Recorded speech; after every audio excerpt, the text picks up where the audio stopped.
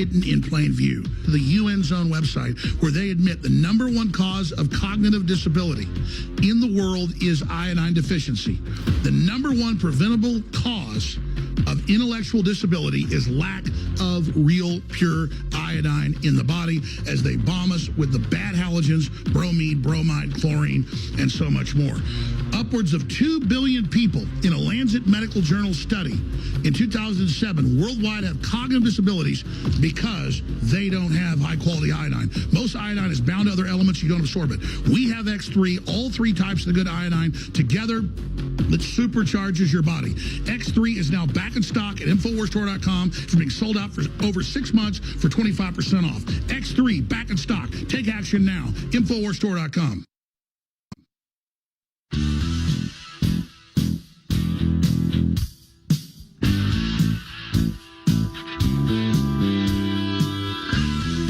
Defending the Republic from enemies, foreign and domestic.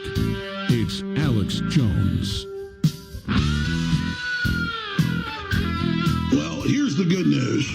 People are going to keep waking up at record rates because the bad news is we're inside the New World Order now.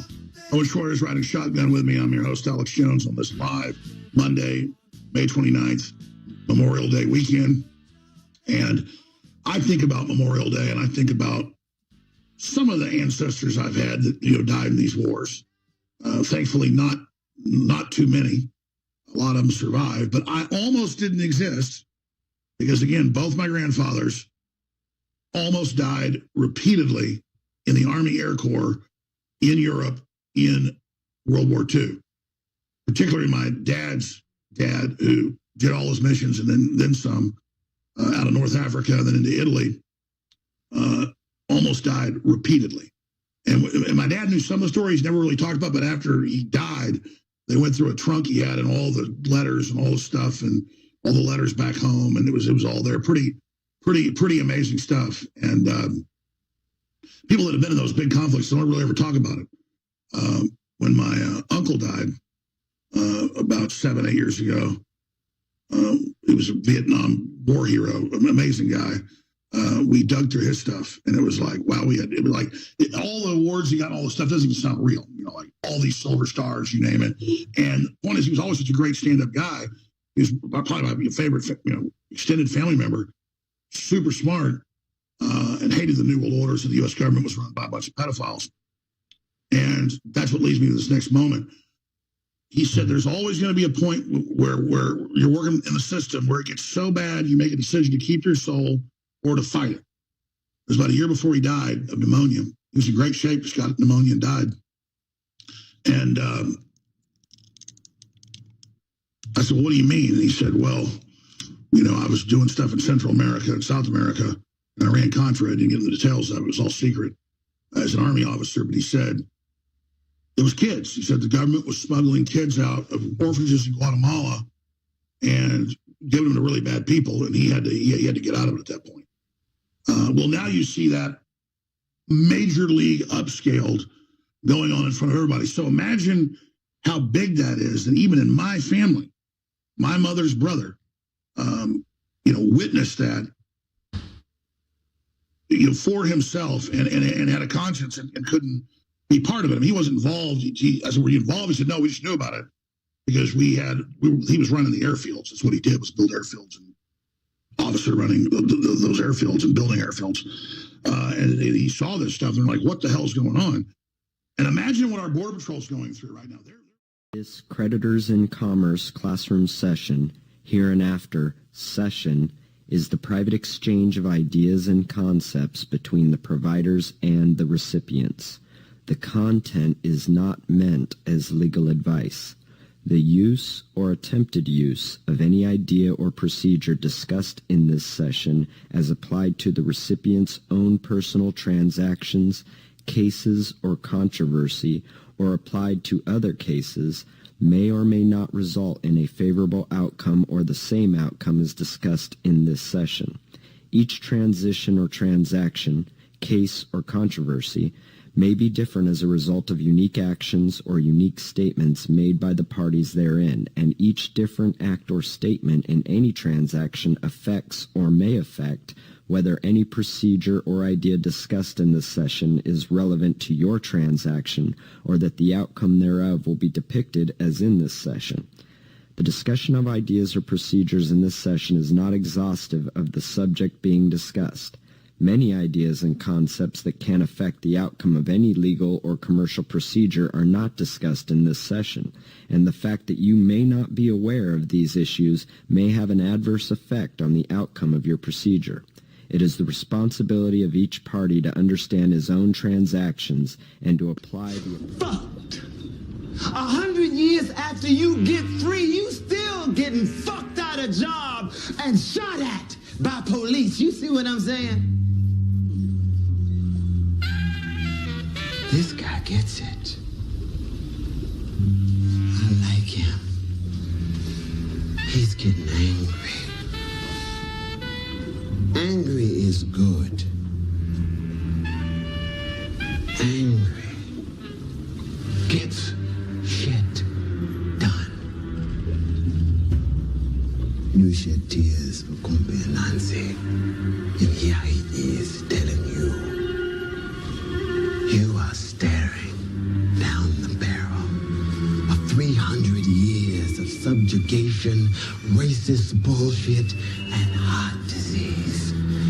He is telling you there is one goddamn reason you shouldn't go up there right now and slit the throats of every last one of these Dutch motherfuckers and set fire to this ship. Mana, Bomelega Boko, and Inilega.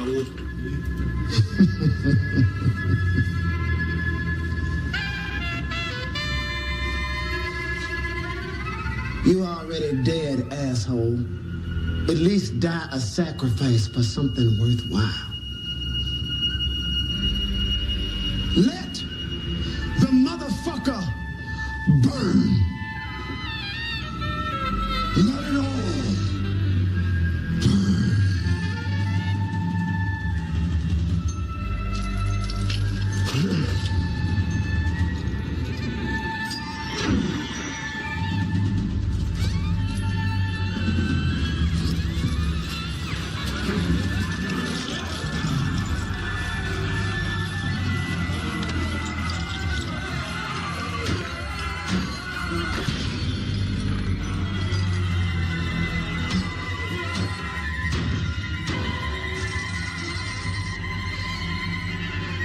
Some people are really fucking stupid.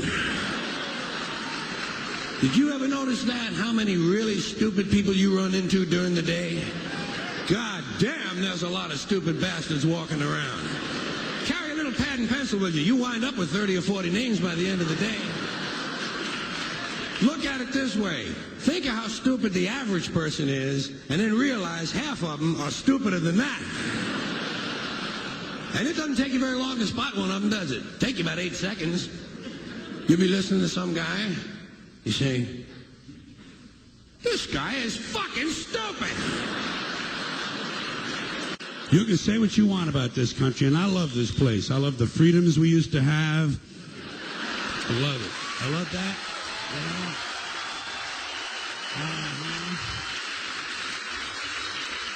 I love it when it didn't take a fucking catastrophe to get us to care for one another.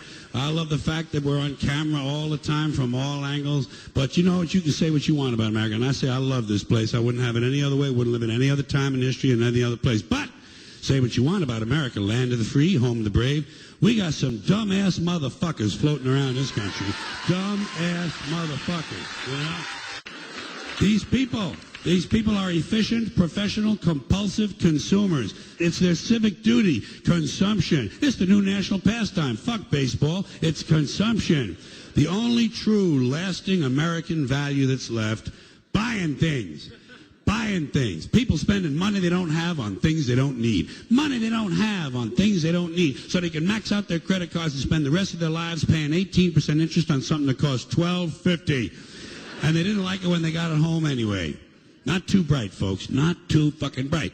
But if you talk to one of them about this, if you isolate one of them, you sit them down rationally, you talk to them about the low IQs and the dumb behavior and the bad decisions, right away they start talking about education. That's the big answer to everything. Education. They say we need more money for education. We need more books, more teachers, more classrooms, more schools. We need more testing for the kids. You say to them, well, you know, we've tried all of that, and the kids still can't pass the test. You say, don't you worry about that. We're going to lower the passing grades. And that's what they do in a lot of these schools now. They lower the passing grades so more kids can pass. More kids pass, the school looks good, everybody's happy, the IQ of the country slips another 2 or 3 points, and pretty soon all you'll need to get into college is a fucking pencil. Got a pencil? Get the fuck in there. It's physics. Then everyone wonders why 17 other countries graduate more scientists than we do. Hey, living in a coast-to-coast shopping mall? Well, they think it's just fucking dandy. They think it is cool as can be, because Americans love the mall. They love the mall. That's where they get to satisfy their 2 most prominent addictions at the same time: shopping and eating. Millions of semi-conscious Americans, day after day, shuffling through the malls, shopping and eating, especially eating. Americans love to eat. They are fatally attracted to the slow death of fast food. Folks, living in this country, you're bound to know that every time you're exposed to advertising, you realize once again that America's leading industry, America's most profitable business, is still the manufacture, packaging, distribution, and marketing of bullshit. High quality, grade A, prime cut, pure American bullshit. And the sad part is that most people seem to have been indoctrinated to believe that bullshit only comes from certain places, certain sources. Advertising, politics, salesmen. Not true. Bullshit is everywhere. Bullshit is rampant. Parents are full of shit. Teachers are full of shit. Clergymen are full of shit. And law enforcement people are full of shit. This entire country.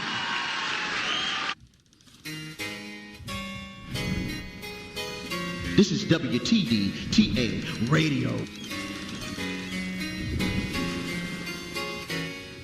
In 1492, you came up on these shores, 700 years educated by the Moors. 17th century, genocide and the gun. Little passage blessed to market the Africans in the so-called lands of God. My kind were treated hard. From back then until now, I see and you agree. We have been a misrepresented people. From back then until now, just see my family tree. We have been a misrepresented people. We have been a misrepresented people.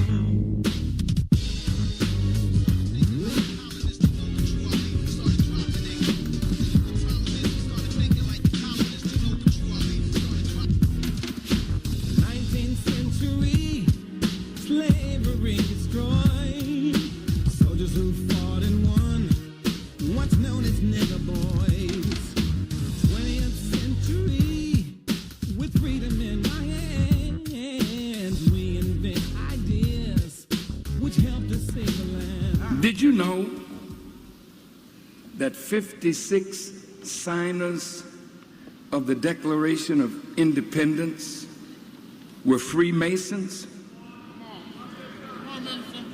Now, I'm going into your secrets for a minute.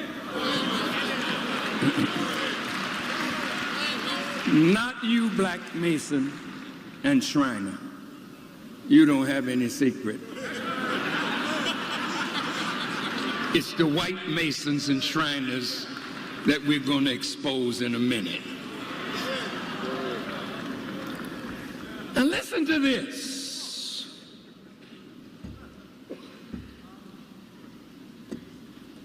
At least 9 of the 56 signers of the Declaration of Independence were Freemasons. George Washington, Benjamin Franklin, James Monroe, John Jay, John Hancock, Paul Revere, John Paul Jones, and James Otis. Later on in 1870, out of Freemasonry came a higher order of Masons called the Shriners. Now, the difference between Masons and Shriners is that to be a Shriner, you must be a master Mason in good standing. Now, those of you who don't know anything about this, just hold your seats. I'll get back to you in a second. A Shriner belongs to the ancient Arabic order of the nobles of the mystic shrine. But wait, what kind of language is that?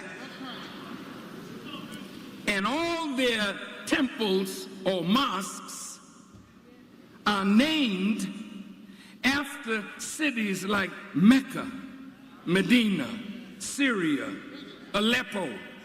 These are all parts of the Muslim world.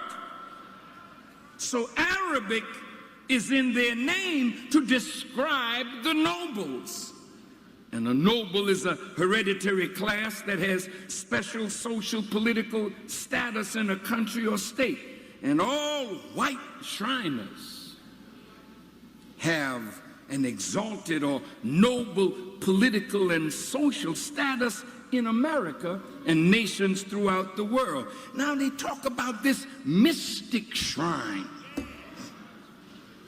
meaning that there's some mystery attached to the shrine itself. And what is a shrine? It's a sacred place of worship associated with a holy person or a holy event, a container for sacred relics such as the bones of a saint, the tomb of a holy place, person, or other revered figure. Well, who is the saint that is entombed in the shrine? Oh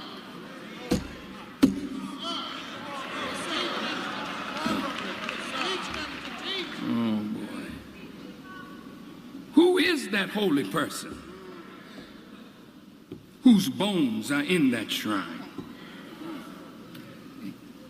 It's not just the bones of an architect of King Solomon's temple. No, that's cheap stuff. What is entombed in the shrine are the bones of those who are connected to the originator, and with him are the architects of that which you call universe and all therein. Now, this holy person is now entombed in mystery, meaning that there's a secretive knowledge of that tomb that is only given to those who are master mason. These people are called Muslim Shriners or Muslim sons. We get a question in our lesson: why does Muhammad make the devil study from 35 to 50 years before he can call himself a Muslim son and wear the greatest and only flag of the universe? Why must he add a sword on the upper part? Oh yeah, there, but make it big, man. Let the people see what I'm talking about.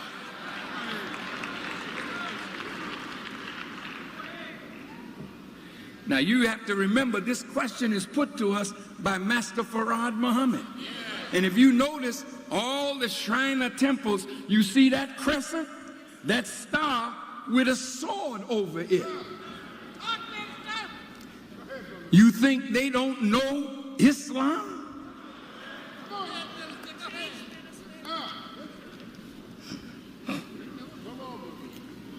Well, now, if you look at this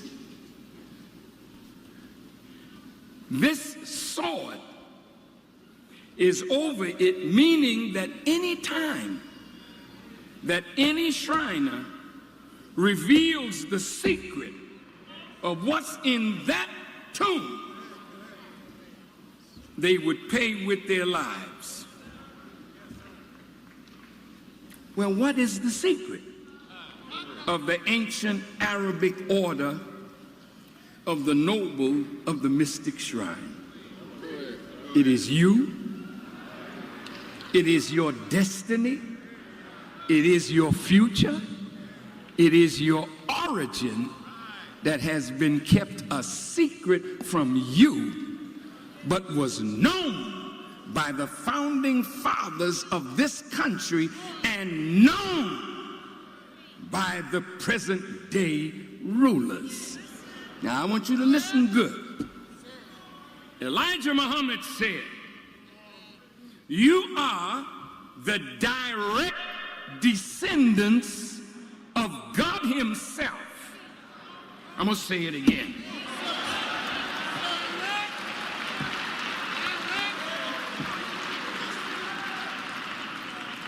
You are the direct descendants of the originator of the heavens and the earth, and you are the natural Khalifa of God himself. Listen, listen.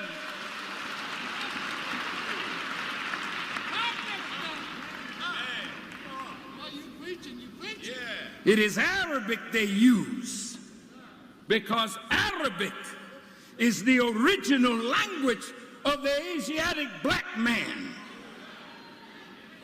This black man, direct descendant of the originator of the heavens and the earth, and in him is the knowledge of how to build not a temple, but a new heaven and a new earth.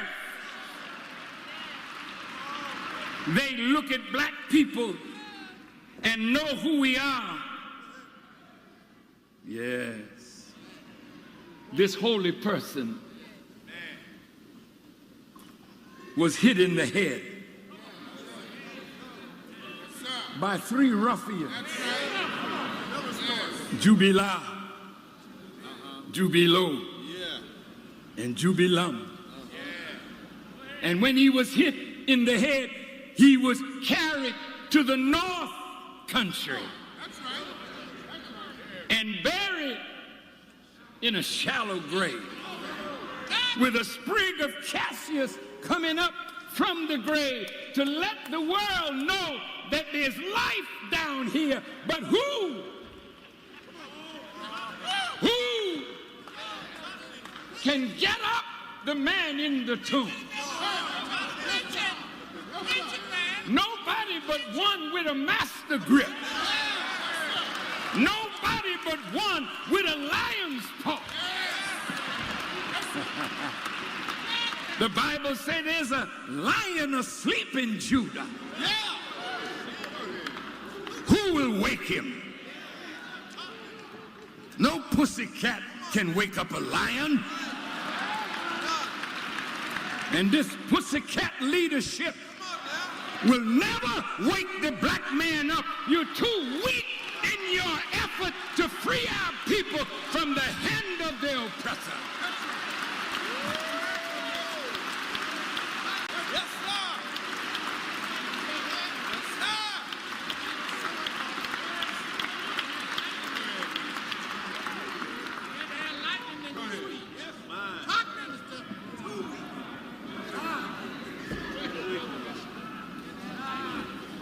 This one is really a metaphor. It is an allegory. It is a fable that describes something that has happened to a real person. One who is a direct descendant and has in his DNA that potential of building a new heaven and a new earth. His name is Hiram Abith. Hiram in Hebrew means a noble one. He was a noble. He was a holy person. And in the story, they put him to death. And they buried him in the North Country, North America. He's buried here. But he can be revived. The secret of Hiram is the power of the enemy through the Freemasons and the Shriners to lock down the black man and make sure that he never rises.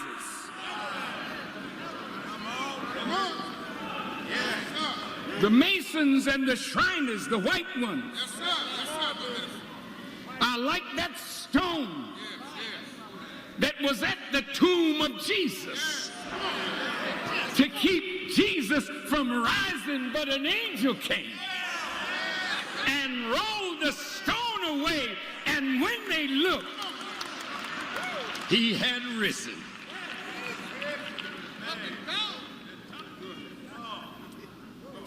Keeping the secret of who the black man is was the duty of every white Mason, not the black Mason or Shriner, because you were never told that the secret was all about you. The white Masons and Shriners have always known the secret from Europe to America.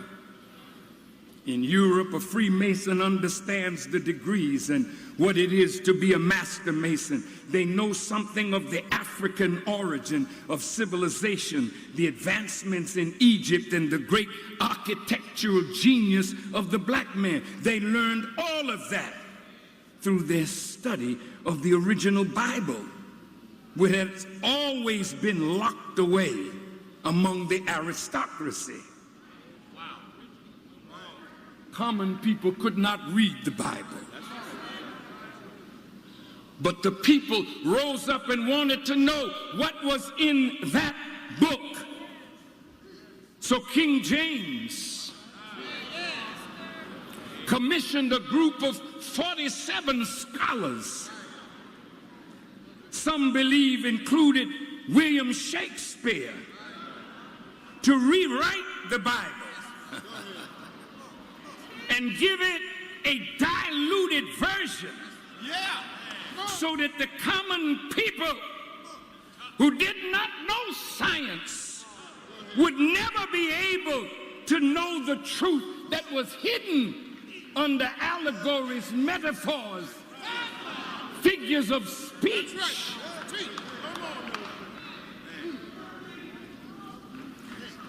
Think about the wisdom of the people who adulterated or changed the Bible.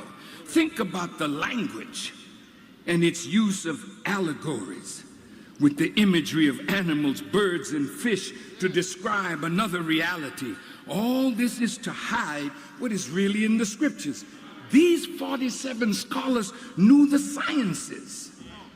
They knew astronomy, they knew botany, biology, zoology, chemistry, physics. They knew these things because all of the scriptures are rooted in science. That's right. They use language that the little man could never unravel. But in their attempt to deceive the masses, they got themselves confused. And now they don't even know what the book means. It took the coming of God to unravel its meaning for us. Otherwise, to eat it, you'll be poisoned by it. You will think you know what you know not, and you will worship that of which you have no knowledge. Well, now you don't have to keep the secret anymore, Masons and Shriners, because the secret is out. That is why the Savior had to come without observation. The Bible says he kept these things from the wise and the prudent man, and he revealed it unto babes. Well, when Elijah Muhammad taught us the secret, then the Masons and the Shriners were set free from that sword. From that sword.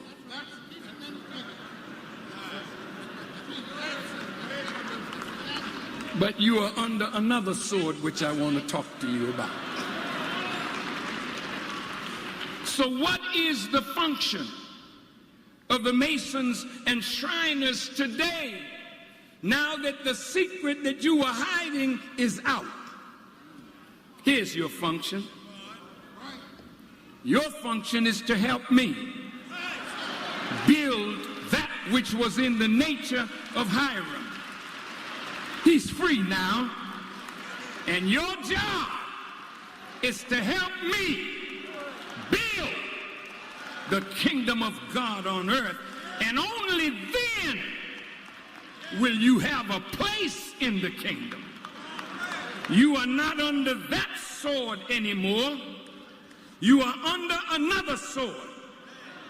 And if you don't help me deliver this people that you have sworn to keep down and build a world that all of us can live together in peace, then you will find yourself under the sword of the judgment of God. So wherever you are,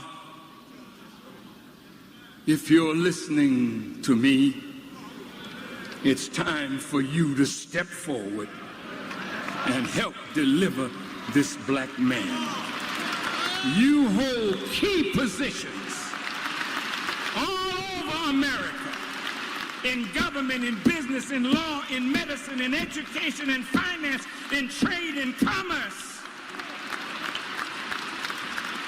And you have used that authority to keep the black man on the bottom of society. Now your job is to keep yourself from being destroyed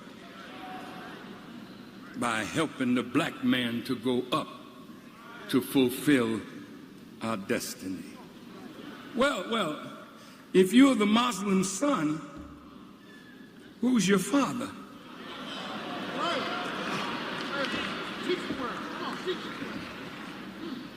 Who is the Muslim that you're the son of? And what should the son do to help the father?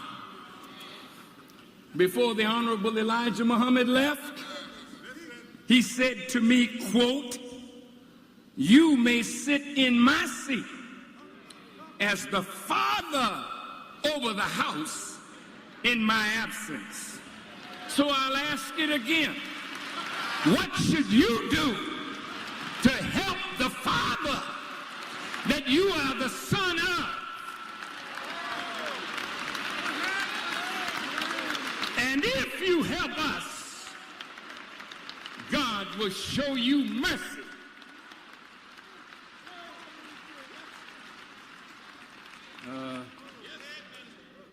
Now, we have a sheep that is lost in the house of Israel. But in his DNA, he's connected to the symbol of Freemasonry, the square and the compass. Square has 4 angles that are 90 degrees, and it allows you to lay a perfect foundation, laying the plummet to the line. And a circle with a compass gives you 360 degrees, and a square with 4 90-degree angles gives you 360 degrees. So when you are the master of the square and the compass, you are the master of 360 degrees of knowledge, of which the enemy was only given 33 degrees. Now, if this is a horizontal,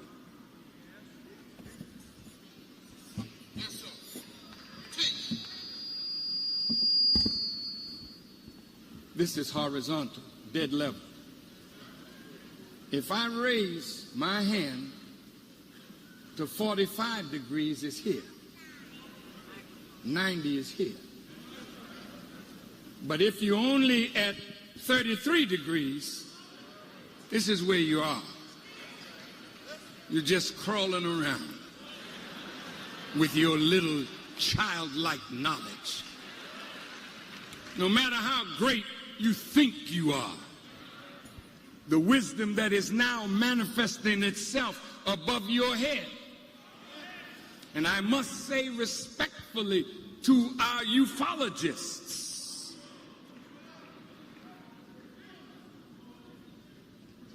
what you're looking at is the wisdom of the gods. See, what you are dealing with is the wisdom of man, and a little man at that. So when you marvel at what you see from that wheel, you're marveling at the wisdom of God, who is also a human being.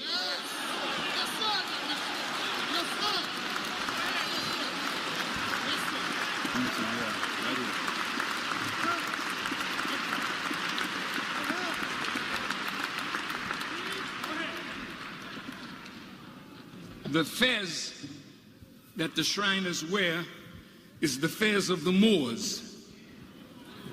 And the tassel on its top is tied down. It was not allowed to swing a full 360 degrees because they only had 33. Which means that as great as their civilization is, they are but 33 degrees up from a horizontal plane, which means they're still crawling.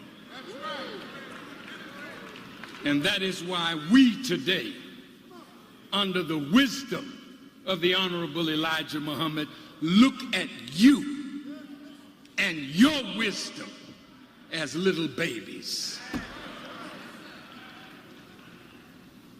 You've done well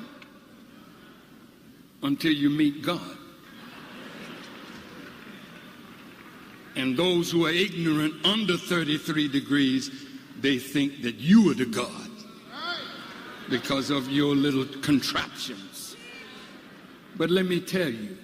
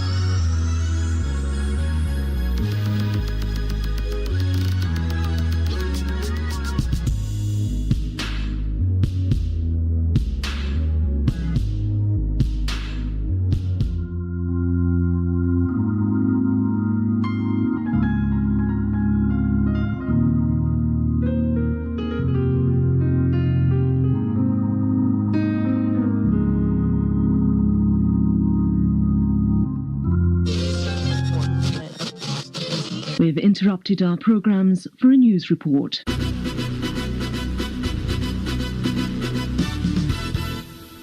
Welcome to More TV England. I'm your host, Chris Scott.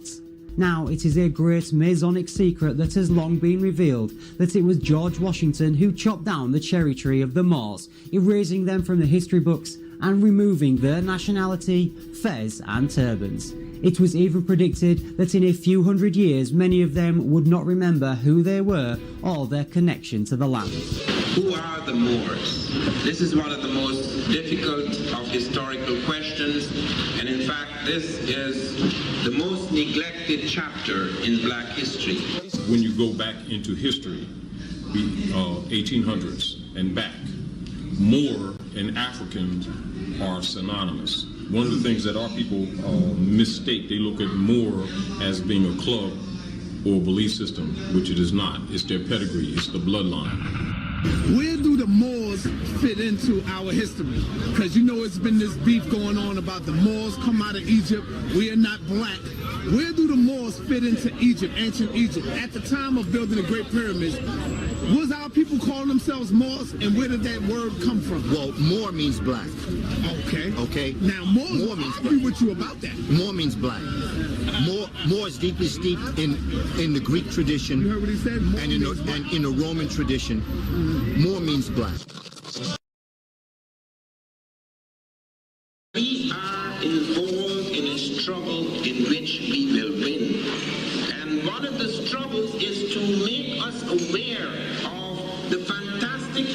capacity and potential that lay in our world. The Moorish story is one of the most hopeful stories on earth. Who are these Moors? The word Moor comes from Moros, which means dark, which the Greeks used, and then the Romans made it Mores, and then some people say it also came from Meroe. Moor came from Meroe. When Shakespeare uses it, he means black. Whether it is Othello, or whether it is the figure in Titus Andronicus. Yo, those were the warriors, star sign Taurus. Watch me get deep like the eye of Horus. Pyramid, symbol, kick, snare, symbol. Things go up, and I don't mean Pringles. Stories of old man, about how the soul man. Hold tight, man, like Booker T. Coleman. Yearn for the learning, knowledge that I'm earning. I watch for the evil, stay away from the burning. Got the melanin, kicking in, now I see the music. Time to give back, no longer I abuse it. I see the light, the right path to choose it. Third eye open, so I no longer lose it. And I'm on the winner, no longer I'm a sinner. Let me yam up this beat like I'm eating my dinner. See I dropped up my bars and started to get thinner. But I opened my eyes and took my head off the pillar. Now I'm done with the snoozing, got back to the bruising. Got it in my heart, no longer confusion. Realized my own eyes, I was under illusion. Had me trapped, locked down by the mental prostitution. But now I see it, oh God, I'm a idiot. I'm a revolutionary, can't be stuck, no limit. But no MP, I don't got no gimmick. Doing deals with the devil, getting hot in it. And the future's scary, research prepared me and gave me a reason for why we're all leery. But we don't care, got us fighting for a share. We don't realize bankers don't play fair. Got us hypnotized by the voltage elsewhere. Monopolizing, building higher in the air while we're kept in the pits. But I see through the tricks, been black from the light like a solar eclipse. And now I shine brightly, I hold the mic tightly. Knowledge in my head and my heart's gonna guide me. Steer from the truth is highly unlikely. Voicing my views makes people wanna fight me. Yo, my history, they've kept it a mystery. I've opened my eyes and I see through the trickery. Realize the enemy goes back through the monarchy. Rule with the Jews, we're all fools, what a mockery. They take the taxes while we're in this poverty.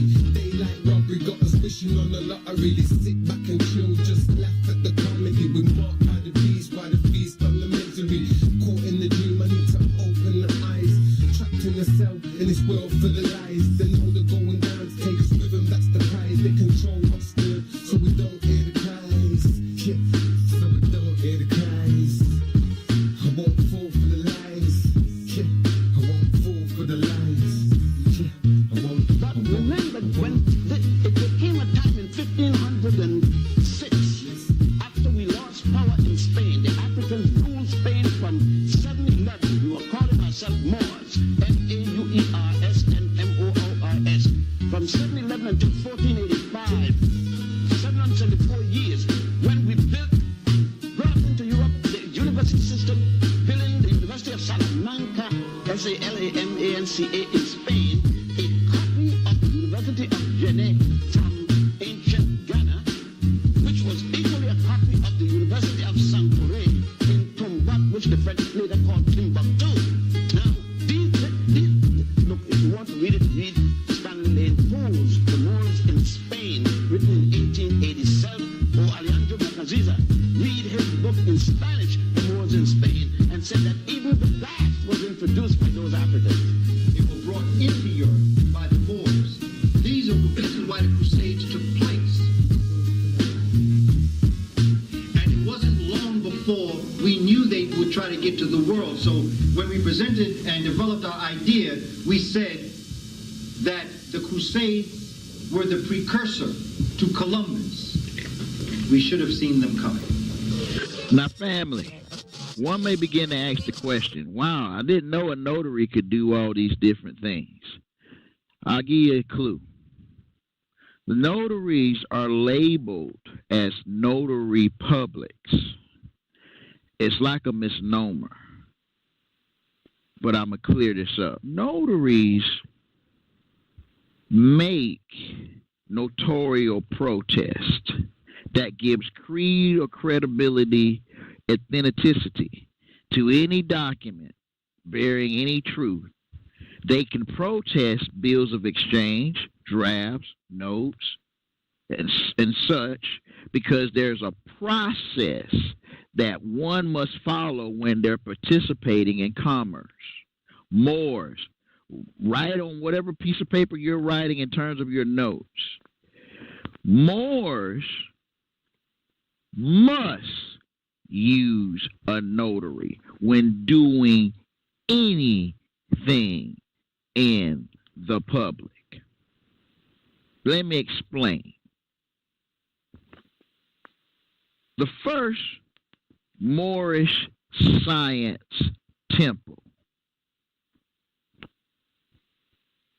was set up to be an embassy, a beacon for all Moors to have their formidable place to perfect the sciences, crafts, administer education, revitalize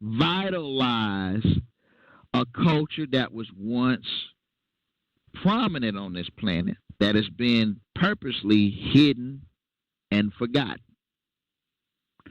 It took on a dual role under a form of religious immunity, because when one is practicing, listen to this, one who is practicing has to be subservient to the one who has perfected the craft that others are practicing. In other words, Moorish science created everything that's in existence, especially when it comes to commerce, especially if you're standing in the land that you call America, which is really the Amix or the Mexum.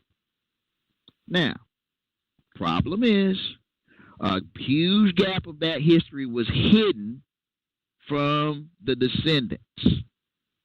So the descendants slipped into a slumber-like state and took on other names and appellations because they were no longer connected to their culture.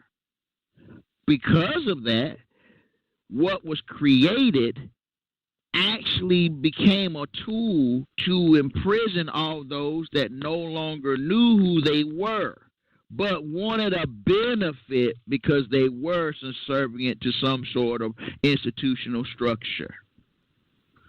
So, when one has gone back to that original mind state of who they are, all of the immunities that they're seeking, they have, but they must deal with these entities in an equal playing field. Now, we're going to I'm not going to say I'm an IRS advocate. I'm going to just strictly keep it in the context of commercial activity, especially for my Moors who are trying to put two and two together. Okay. Every tax that is collected on the behalf of the creditors who also, under their articles of incorporation, must pay a tributary tax to your Moorish estate.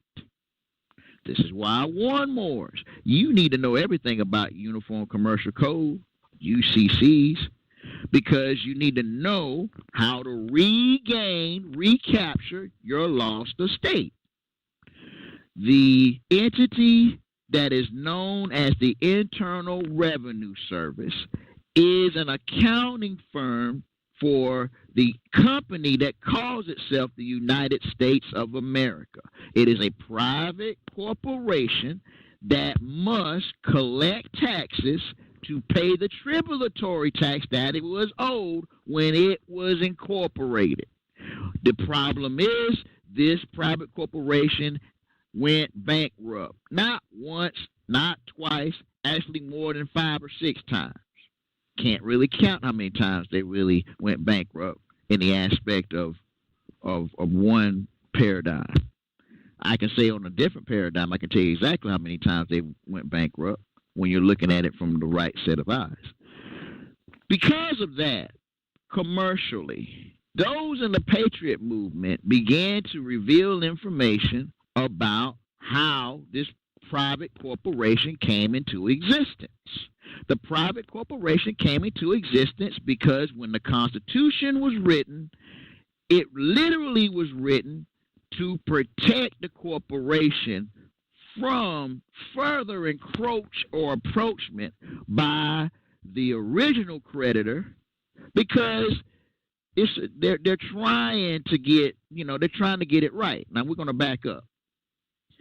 They have been paying your Moorish estate with gold, silvers, gold bullion, silver plates, all the worldly treasures that they actually have acquired through commercial trade. A portion of that tax must be paid in a tributary tax to your Moorish estate. But guess what? There are a lot of non-Moors who are using your appellations to stay in good graces with your Moorish empire, while denying to you what they're doing.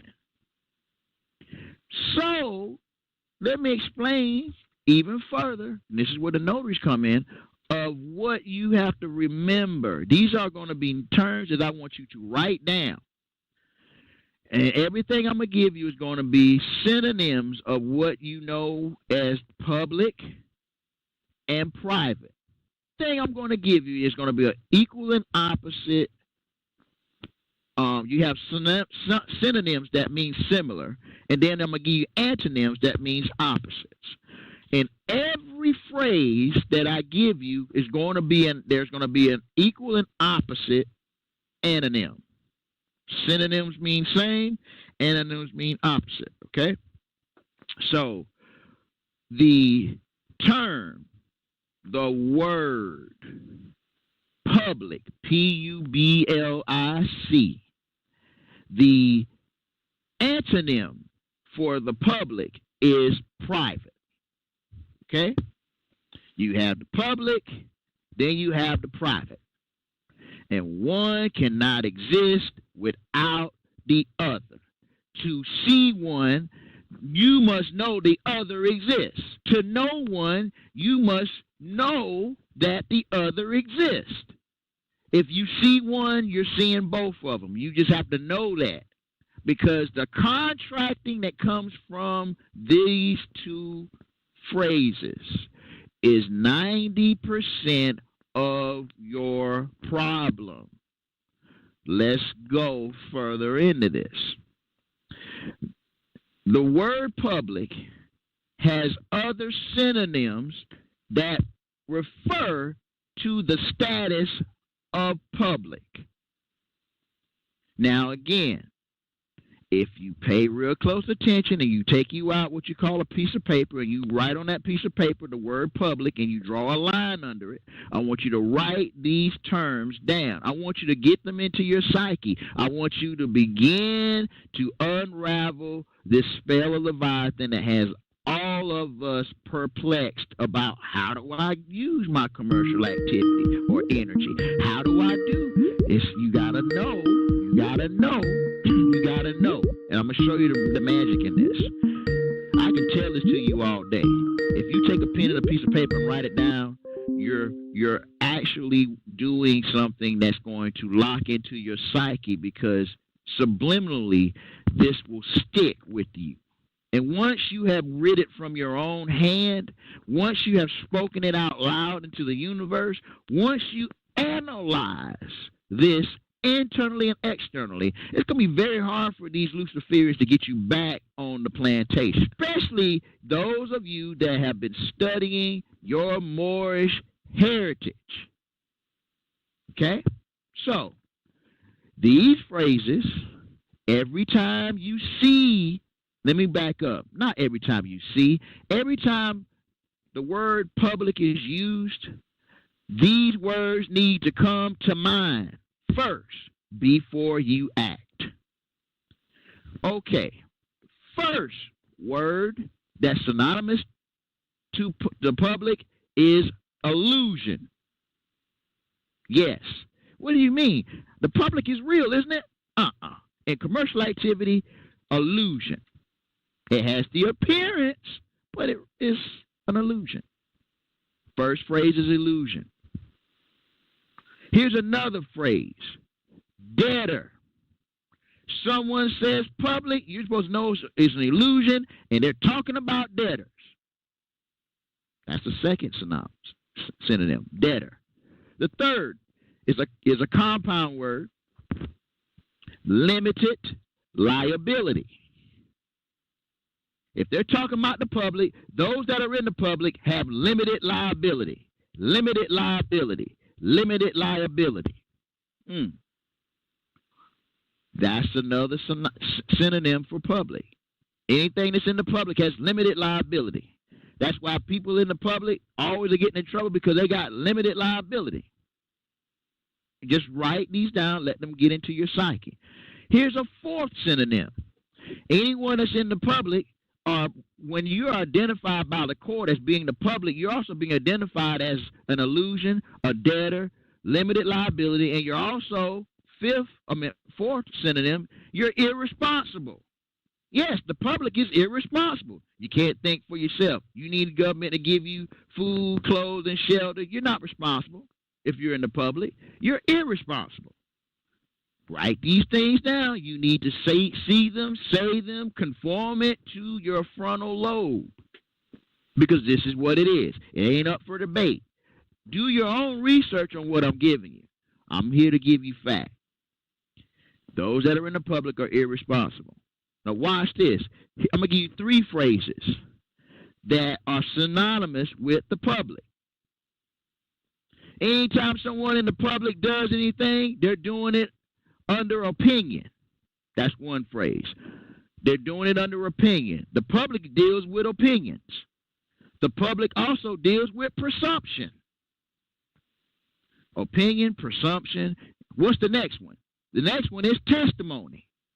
All right, the public deals with opinion, presumption, testimony. Every time you see the word public, you need to know it's an illusion. They're talking about debtors, limited liability, they're irresponsible, and it's based on opinion, presumption, and testimony. That is what the public is in commercial activity. Okay? Here's a couple of more phrases to go with that. Those that are in the public cannot act. Why they can't act? Because it's based on opinion, presumption, testimony. They're irresponsible. They have limited liability. They're debtors, and they're an illusion. That's why they can't act. Oh, yeah, it's starting to sink into some of you guys, but keep writing, because I need you to get this. I need you to clean up this paradigm. I need you to know this. We all need you to know this. Okay. Give you another one that identifies you or is synonymous with the public. Consumers. If you are using the word consumer, if you are a consumer, you're in the public. If you're unsure where you are, am I a consumer? Yeah, okay, well, I'm in the public, okay? These are synonymous with the public. Here's another phrase, a series of words, if you understand. Those that are in the public, if a judge has to deal with them in any capacity, the judge is then immune. So if they identify you as the public, then the judge automatically has immunity. Why? Because you're consumers, you cannot act, it's based on opinion, presumption, testimony, you're irresponsible, you have limited liability, you're a debtor, and you're an illusion. That's why the judge has to have immunity. Starting to make a little more sense to you now, isn't it? Got some more for you, those of you that need some cleaning up. Okay, here's a couple of other words that are synonymous with the public. Argument. If you are making an argument, best believe you've just been classified as the public. Now watch this. Because you're arguing also in the public, that means you are in dishonor. Damn. Right. These are synonymous with the public. Well, why am I in dishonor? Because you're arguing. The judge got to be immune because you're a consumer who cannot act. It's based on opinion, presumption, testimony. You're irresponsible. You have limited liability. You're a debtor, and you're in the illusion. You're in the illusion. And here's another one. This is the final one I'm going to give you dealing with the public. Now, keep in mind, all these phrases I'm giving you, I'm going to give you the antonym, the opposite of what it means in the private. The last one I'm going to give you is procedure. Everybody in the public can only deal with procedure. Procedures. All court cases that deal with any entity that's in the public, they're basing their opinion, presumption, and testimony on procedure. Some reawakening minds, and tonight we are so excited to have back Brother Kamintu Bey with his awesome study of equity and its application. This is part 2. Let's welcome him.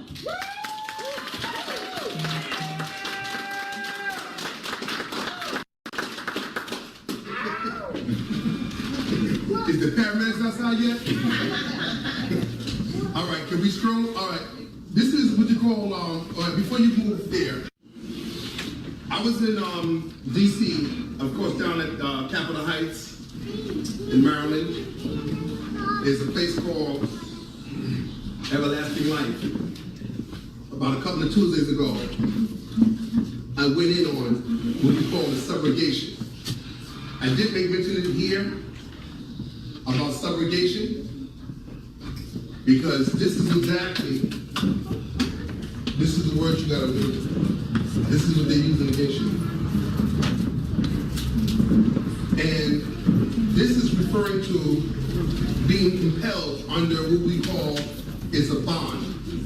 As I said before, this is like a two-edged sword, because they can use this against you, well as you can use it against them.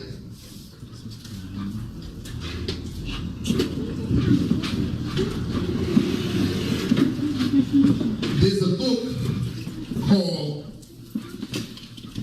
Accounting for Dummies, 9 books in one. Very important that you get that book, because one of the problems that we're having is we don't know how to count. That's the problem. They never taught us in school how to count. And I ain't saying 1, 2, 3. Because we have to learn how accounting is applied. And once we learn how accounting is applied, then we can begin to start defining what's going on with these equitables. All right? Because again, we're going to be going into the property of securitization. Now this here is going to be based upon a mortgage. I do have securitizations on student loans, on auto loans, and credit cards. So this is just the one on the mortgage. It's a lot, y'all. I mean, again, I can go in on it and we'd be here to tomorrow. You know, that's how much information it is. But it's relatively the same, so it's not too far off. So I just want to give you an idea what's going on. All right? There's a website that you can go to. It's called Investopedia, INVESTOPEDIA.com. Again, INVESTOPEDIA.com. That's a very important website. It's a financial website, and they have what you call as a browser, and you can put what you call is financial terminologies, because one of the things that we didn't have in school is a financial education, right? So you can use that website to put in all kinds of financial terms, so that way you can learn what those financial terms are referring to. What's beautiful about the Investopedia is that it just doesn't just give you what you would call a definitive, but it gives you also what you call as a thesaurus, which means they take the same word that they're defining, and even if they're defining the word, there's times where you may not even grasp even what they're saying when they define the word. So they use the word in an actual event. So when you see how the word is being applied, then you get the idea of what the definition is. So that's what I like about Investopedia. All right, because you can get a financial dictionary, right? Like for instance, the Dictionary of Finance and Investment Terms by Barron's, right? Or the Dictionary of Banking Terms. And let me give you an example of a definition, and we're gonna get to this PowerPoint presentation. We're gonna be looking at the word affidavit, because who would ever think that the word affidavit would be in the Dictionary of Banking Terms? True? So, let me get there. That's why this mic, like I gotta be jumbling the mic around in my hand. I want to get to the word affidavit, because I did look at it in the Dictionary of Financial Terms, but the Dictionary of Banking Terms gave you a better, here we go, definition than the other dictionary. That's why I keep telling people, you gotta look these words up in a dictionary that's more definitive in meaning when it comes to these words. So when people say to me, well, what dictionary should I be getting? You have to technically get them all. You know what I'm saying? Because you got to find the right word and it's definitive that you can apply to whatever structured finance that you're putting together. They say here, affidavit, Latin for has pledged his faith. You hear that? In Latin, for has pledged his faith. A sworn statement is how we normally know it. In writing, witnessed by a notary public or other public officials. Federal agencies such as Federal Housing Administration, which is FHA, or the Veterans Department sometimes require affidavits from borrowers to show eligibility for a mortgage loan. You see that? So under FHA, they use affidavits for what? A mortgage loan. Why? Because the affidavit here is not so much of it being as a sworn statement as we know it as, is being used as a pledge of faith. Like when you get that birth certificate, what they call is authenticated, but it's not the authentication of the birth certificate that you're looking at, is the part where it says acknowledgement of full faith and credit. So now you know that your birth certificate is what? Letters of credit. All right, and that should be up on the board under equity, so you know what's going on. So again, depository institutions may require affidavits. You hear that? Depository institutions, those depository institutions are financial institutions, may require affidavits before distributing trust assets to beneficiaries. You see that? So you see how they would use affidavits in that form. So I would just give you an example of the definition of the word affidavit in the banking dictionary as opposed to the dictionary coming from finance investment terms, because they don't give you exactly the definition that you're looking for. So that's why you have to get, you know, the different dictionaries that's going to define this. But we're going to get back to the, I'm going to drop this one too on you. You're going to get blown away because somebody sent me a written. And I'm going to elaborate on that too, because y'all got to see what's going on. But we want to get back to the securitization order. All right. Subrogation. We already know the definition for subrogation, right? No. No? You don't remember me reading that? It's a substitute for one person for another. That's right.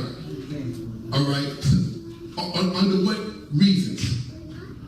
To take away trade places? True. Trading places for what reasons? Everything you're saying is true because you're talking about a substitute of one person because they're talking about a straw man here. For creditor, for the creditor. All right. All for insurance purposes. All right, which means if you're going down the street with your land vessel, right? 9 to 10, your land vessel is insured, right? Yeah. Boom, an accident happened. So you have insurance. So the insurance, so that means that the person who you had the accident with technically cannot sue you. Because why? You are insured. All right? Because there's a bond that covers any damages that would occur. All right? That will be subrogation. Look at the definition here. The substitution of one person in the place of another with reference to a lawful what? Claim, demand, or what? Right. And that's the case law. Weil versus Smith. That's a Florida case. So that he who is substituted succeeds to the rights of others in ratio. Is that relatio? Yeah, relatio. Yeah. Or relations. Is that relations? It's relatio. Relatio. Yeah, I said it right the first time. But I see a period there, so to the debt or claim, and its rights, remedies, or who? Securities. Now, you see, that's, I want you to pay attention to securities. Very important that you pay attention to that. All right? Because I'm going to show you something tonight, which you're all going to see what I'm talking about. So please write that down. Take note of the word securities, because I'm going to come back to that. As a matter of fact, that's what I should have put up here too, is securities. Very important word. Because this is what really is what got you subjugated, is securities. Matter of fact, I should have put down notes, bonds. All right? Very important that you'll be aware of this. All right, security. So we can go back to the securitization if you can. So we can start. Yes, you can. All right, you can start scrolling up. All right, this is what they call the transaction detail. They got the borrower and the co-borrower. All right, of course, this person's name is Mr. Brown, and of course, his co-borrower, of course, would be his mate, as they would say. And then, of course, you know, you got the current address and the subject address. You can scroll up. All right, now this transaction is of the participants. All right, because these participants are involved in the transaction with Mr. Brown. All right, hypothetically speaking. This is the amount that, now listen to this. This is important that you need to know this, because I need to elaborate on this.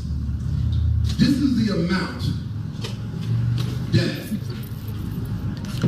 was an assess on his asset.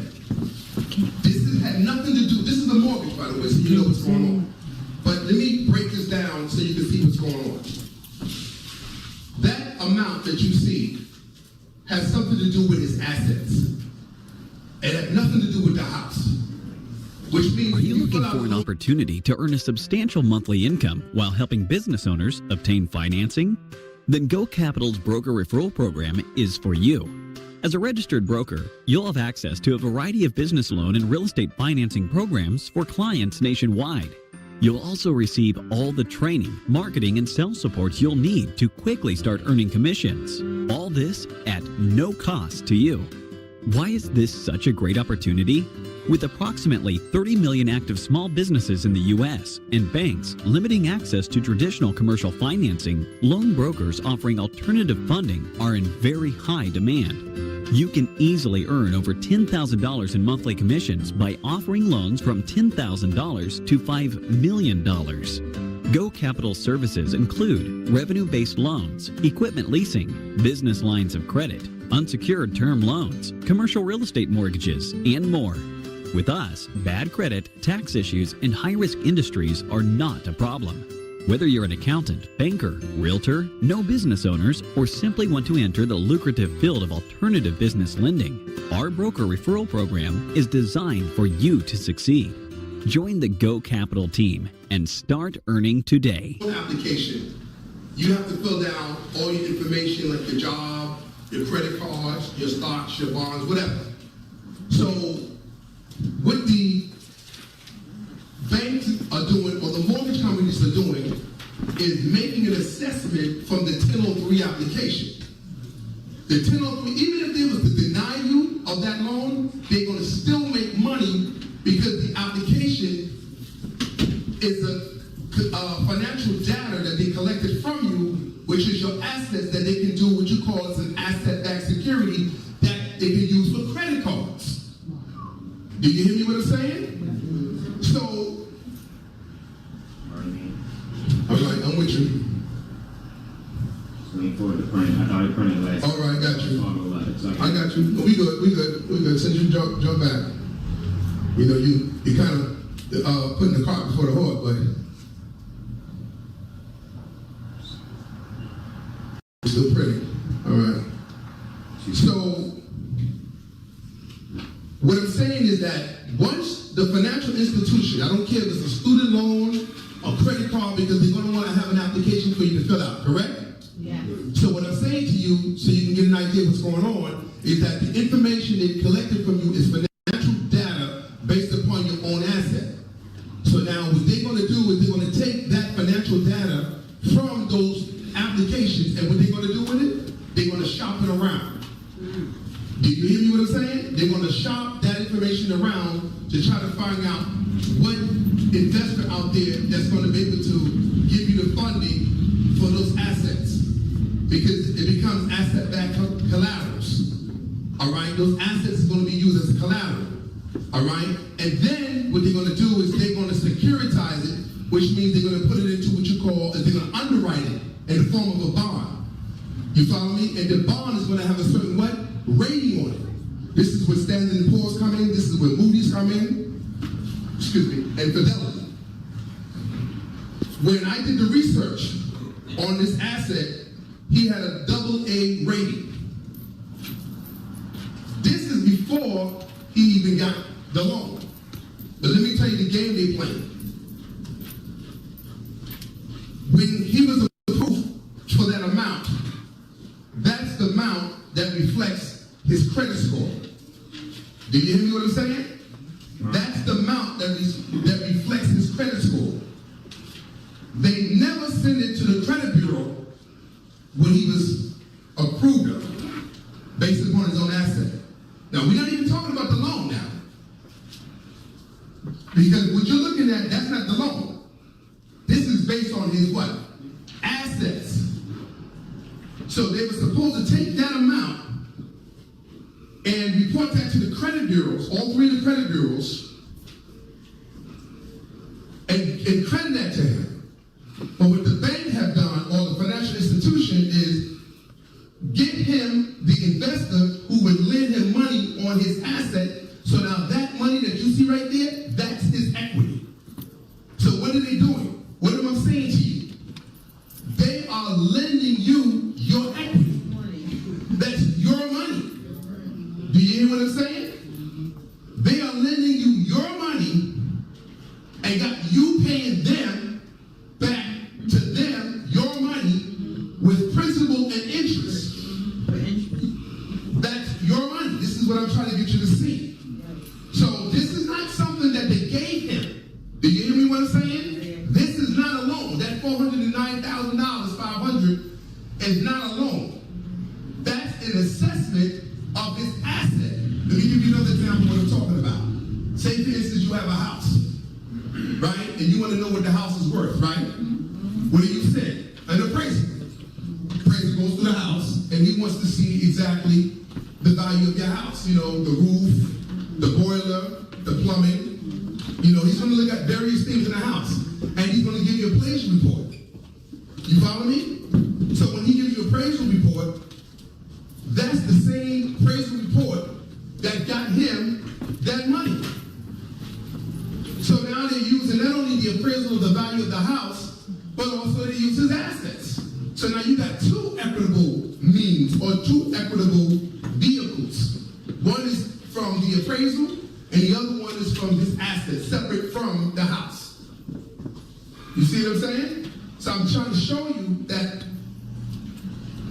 nobody here is broke. The issue is that we don't know how to define what we have. When I was down in D.C. doing a lecture on subrogation, a brother was saying, man, I'm tired of being broke. I said, brother, do you got a birth certificate? He said, yeah. I said, well, then you ain't broke. The problem is that you're walking through the door right now. The brother walking through the door right now. I said, brother, you have a birth certificate? He said, yeah. I said, then you ain't broke. All of us in here is wealthy. The problem is we don't know how to attain the wealth. We don't know how to be able to collateralize the wealth. When these guys went to these schools to be able to do that, underwrite your assets and make a killing off your pockets. There was one brother down in the DC area, he got a QSUP number on his birth certificate. And when I seen the QSUP number and the readout, he had what you call as a AA rating on his birth certificate. And I did more research on top of what he gave me and come to find out that it's called a credit bond. Everybody's birth certificate is a credit bond, which means it's letters of credit. It's letters of credit. So when you get your birth certificate, what they call it authenticated, it's not the authentication part that you need to look at. You need to look at what they call is the acknowledgement of what? Full faith and credit. So now this is a mortgage servicer. The mortgage servicer is the one who services the loan. All right, where your money would go into what they call as an escrow account. This company right next to them is called Mortgage Electronic Registration Systems. Let me tell you something, Morris. We need a registration system. All right? Because with the problem that we are having while we are losing our properties to these so-called authorities is because our so-called deeds and titles or whatever instruments or certificates is all in their register. And once it's in their register, they feel that they have the authority over your things because it's in their register. All right? And so this company here is a company that's registering all mortgages. And let me be the first to tell you, if you didn't hear this before, MERS is being traded on the stock market.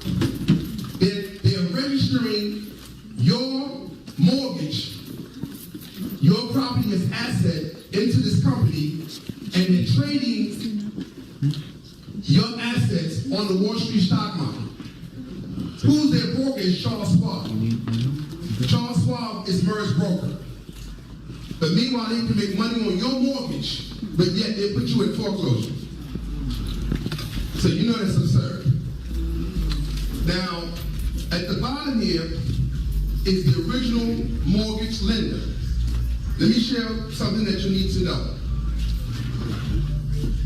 When they use the word original, what they're talking about is the loan originator. The loan originator, and this is in every state, so I don't want nobody to think that I'm only talking about New York or Connecticut or New Jersey. This is in every state.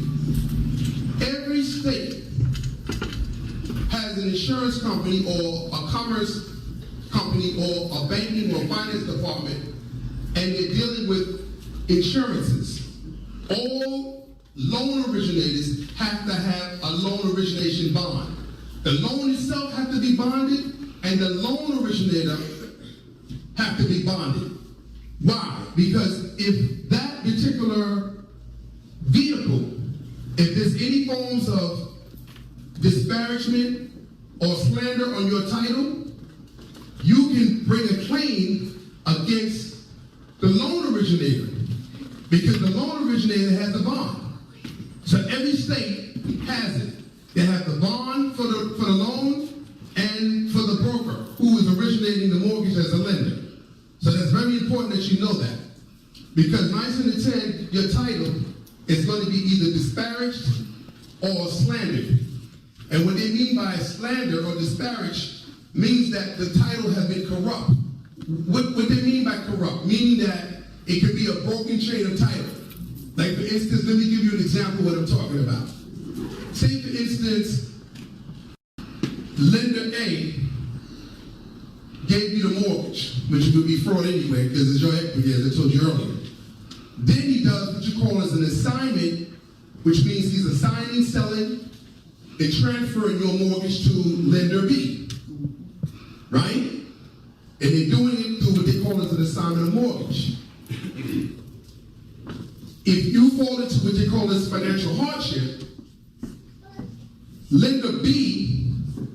will want to foreclose on you. But come to find out that if you go down to the county register, and any county where your mortgage is registered, anywhere in the states, you come to find out that there ain't no assignment of mortgage that lender B doesn't have. Got you thinking that lender A transferred it over to lender B.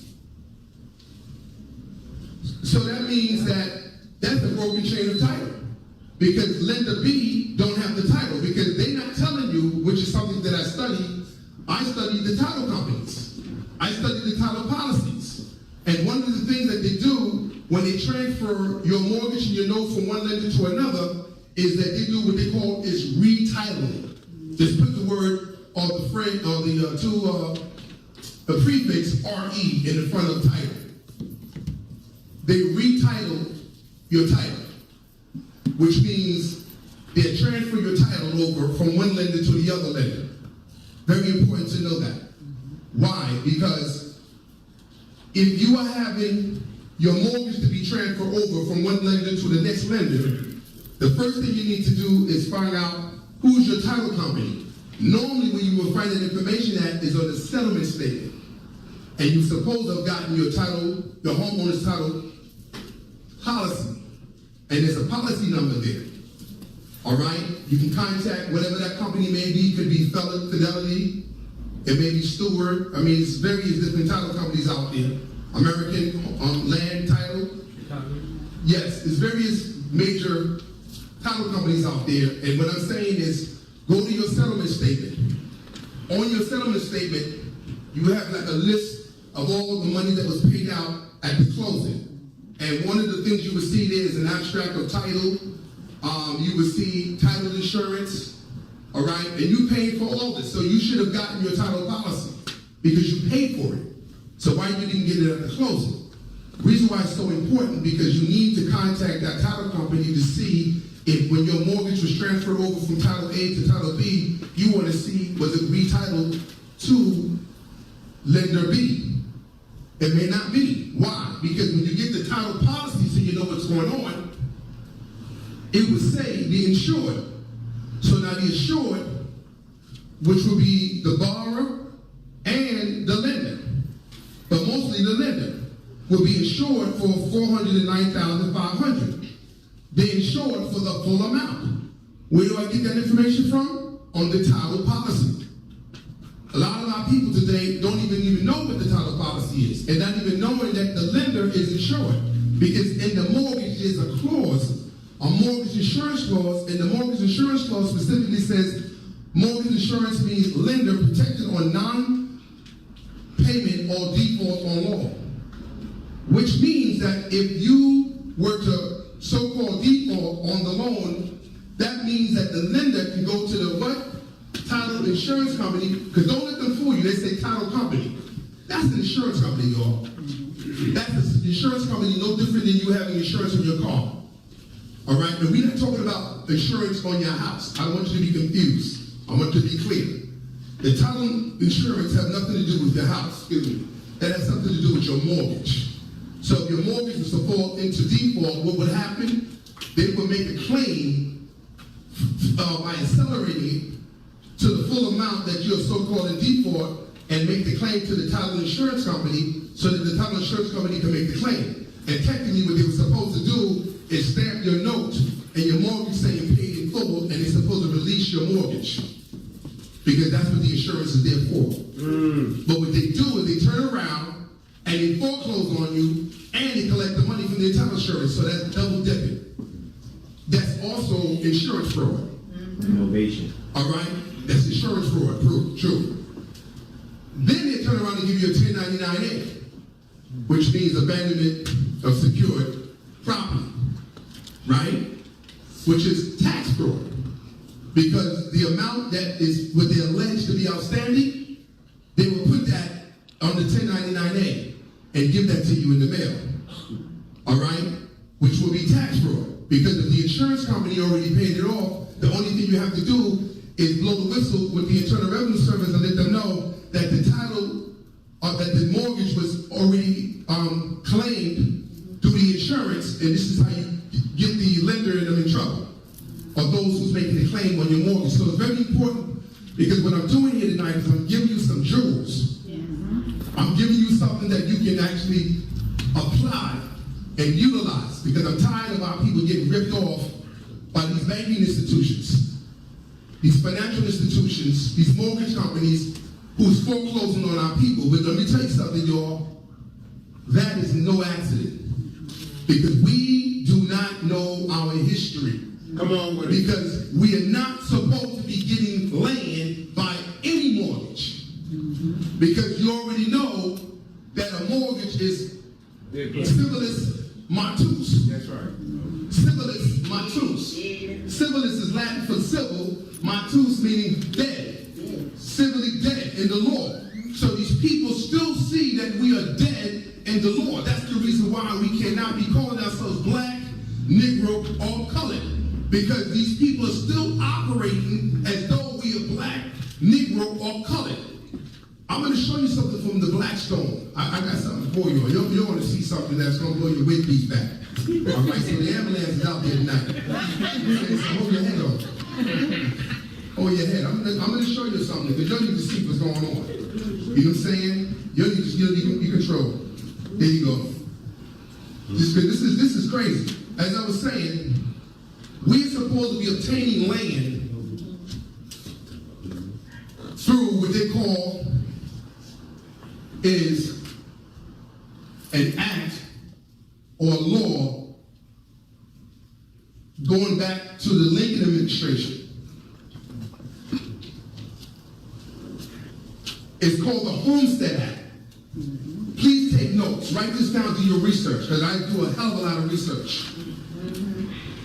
The Homestead Act, let me tell you what's going on with that, and why they're using mortgages as a weapon of warfare, financial warfare against our people. All right.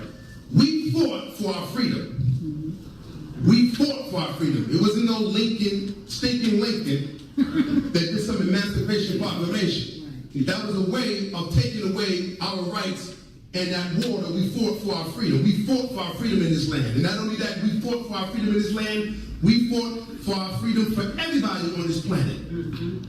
Why I'm saying that? Because look at the immigration laws. They're allowing people to come into this land, right? But you know what I say? If they were still doing it, you think the people would be here? They would not be here. But so if it wasn't for us here fighting in this land, nobody would be here. Nobody would be here.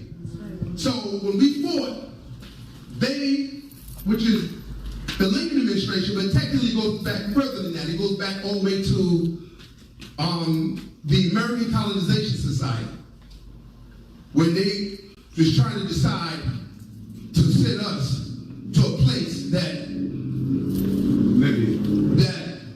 really have nothing to do with us. That's right. But they want to associate that with us because that was the way of their trying to take our land. Haiti and Africa is where they was trying to send us back to. That was going on like sometime in what? 1817, 1818, 19, and 1820.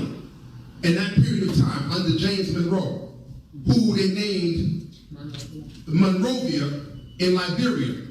Because Congress created that as a new state, a way of sending us away from our land, from here. What is the name of it again? All right. It was called Liberia. That's the only African nation state that's flying a U.S. flag. A lot of people are not aware of that. That's right.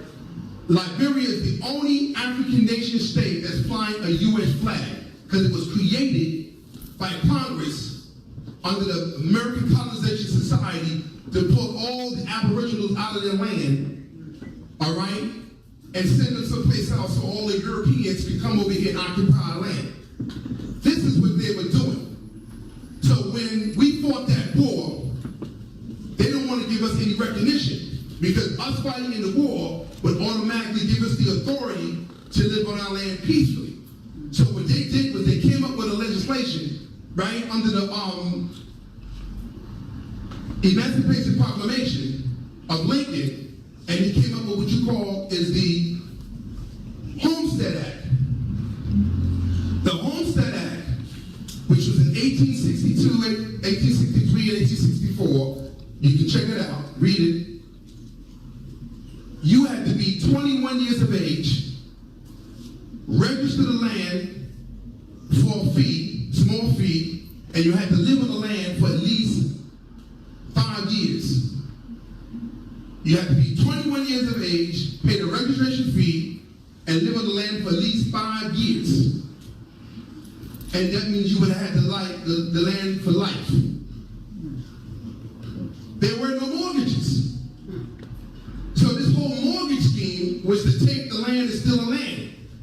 Even if the mortgage is paid off, you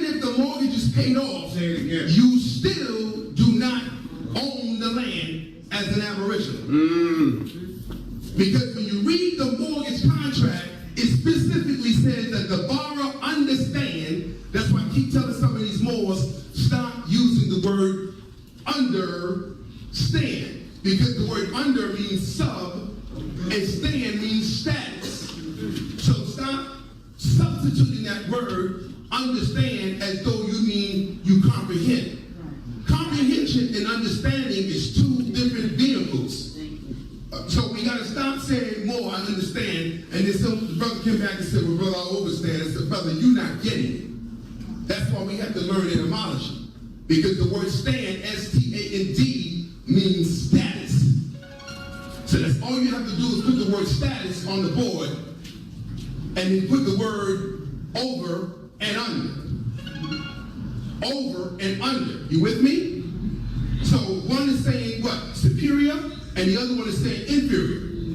So we're not dealing with superiority and inferiority. We're not dealing with that. Who's dealing with that? The European. Because he's creating a class system of separating people from the haves and the have-nots. So we're not dealing with the haves and the have-nots. It is your natural right to have it. It's your birthright. There's nothing superior or inferior to eat, to breathe, to sleep, to wake up. There's nothing superior or inferior to that. So somebody else is dictating our thoughts. So we have to be careful. So then what these devils did in legislation, because Congress committed treason to the people, is they took the Homestead Act, reconstructed it, and now they call it the STAR program. Oh, wow. The STAR program is now you have to be what? 62 years of age to qualify for a tax exemption. So they turned around and took it from you from the age of 21 and put it up to 62. And then you have these national parks and these museums are living on your homestead. Do you hear me what I'm saying? So you shouldn't even be paying no taxes. There's no levies, liens on your property under the homestead. The STAR program. And it deals with tax exemption. That's what it is. They reconstructed, they reconstructed, see, STAR exemption program, see? So it's New York You City see? Department of Taxation and Finance. Yeah, exactly. Program is closed for new applicants. See, if you are a new applicant, you may receive the same benefit in the form of a check under the STAR credit program. You see? Register for the STAR credit. Apply online. But you see what I'm saying? How they took the STAR program and created an exemption out of it. When originally it wasn't an exemption. It was a Homestead Act. So what you needed to do, you see what the definition of Homestead Act of 1862? See, what did the Homestead Act of 1862 provide for the people? You see what I'm saying? So, no, you don't have to really go through that because people can look at that on their own, on their time. But you can go back to the security securitization order, yes. So now this is the securitization. What do they mean by securitization? Again, you can go and you can Google it, or you can pull it up on Investopedia. When they say securitize something, that means they're going to take your property as an asset, and they're going to put a mortgage lien on the property. That's what you mean by securitizing. And you're going to sell your your property as a form of an asset in the market. This is Option 1 Mortgage Corporation.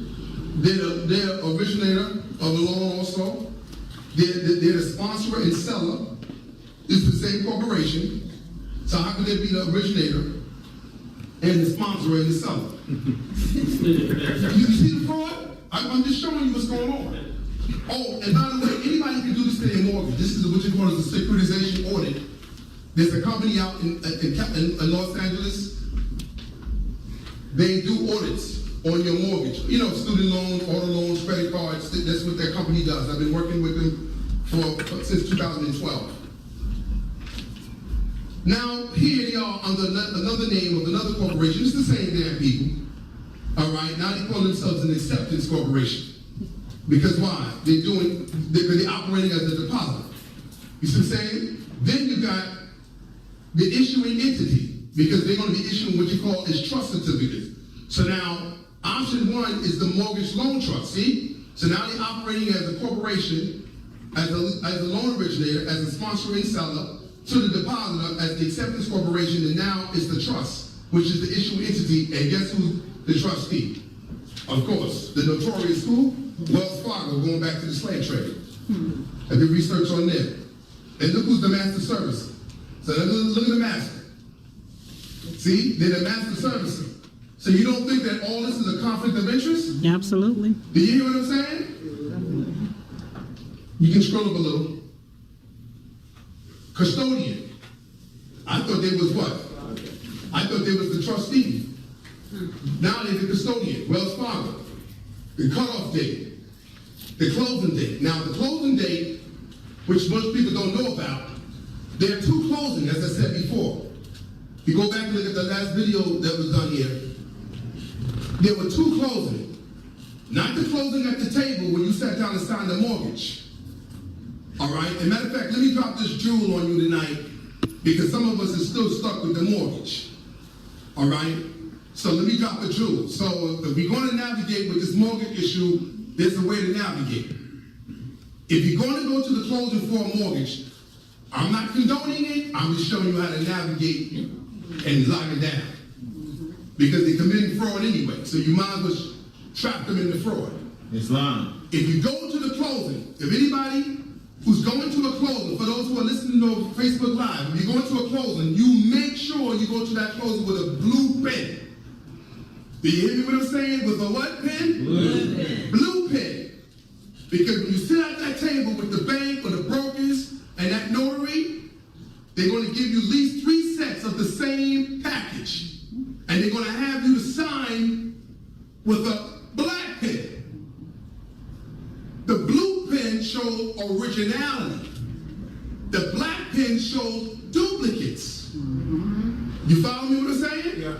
So you make sure you bring your blueprint plated with you, and when it comes to your note and mortgage, you sign yours in blue and give it to the same notary who's going to notarize theirs in black. So what you do is this. This is how you type them out. They're going to pass you these papers, and they're going to have a black pen there. Sign them in black. The note, the mortgage, hand that over. They're going to give you the second. Hit that one. Now they're going to give you the third one. Those two is theirs. The third one, yours. Sign that bad boy in what? Blue pen. Blue ink. Give that to the notary. They can't tell you how to sign yours. Because if they say, oh, sir, it got to be in black. No. Is this mine? Is this my copy? So yes. I said, but I prefer to sign mine in blue. You can't, yours got to be in black. I recognize that. But mine got to be in blue. That's my copy. So don't let nobody dictate to you on how you have to sign yours. Because who's paying for it? You or them? You follow me? So you have a right. So who's them to dictate to you how to sign yours? So let them sign theirs in black, sign yours in blue. Why? Because that blue shows that you got the original note and the original mortgage. You got me? Yeah. With the same notary. What's going to happen, they're going to run down there to the clerk's office, because the clerk's office operates as a situs trust. Do you hear me what I'm saying? Somebody can pull up Go to Google and pull up Citus Trust. S-I-T-U-S and then trust. Oh, good. You can go online. Good. Good. Y'all can see it. This is excellent. Oh, I need some ice water. You see it? Where would you like me to go? State of Citrus Trust. Right here for financialfirm.org. Let's go to the PDF. Okay. Because I like going to the PDF. Okay. Thanks, bro. It was the same one. It was the same thing. It was the same thing? Yes. All right. But you can pull that up. And there's one for the American Bar Association as well. Yeah, that's good too. Let me see what it's going to say. Go ahead. All right, hold on. Oh, my goodness. Listen to what they're saying. You see the abstract? Mm-hmm. The abstract is telling you that a trust sitters, where the trust is where?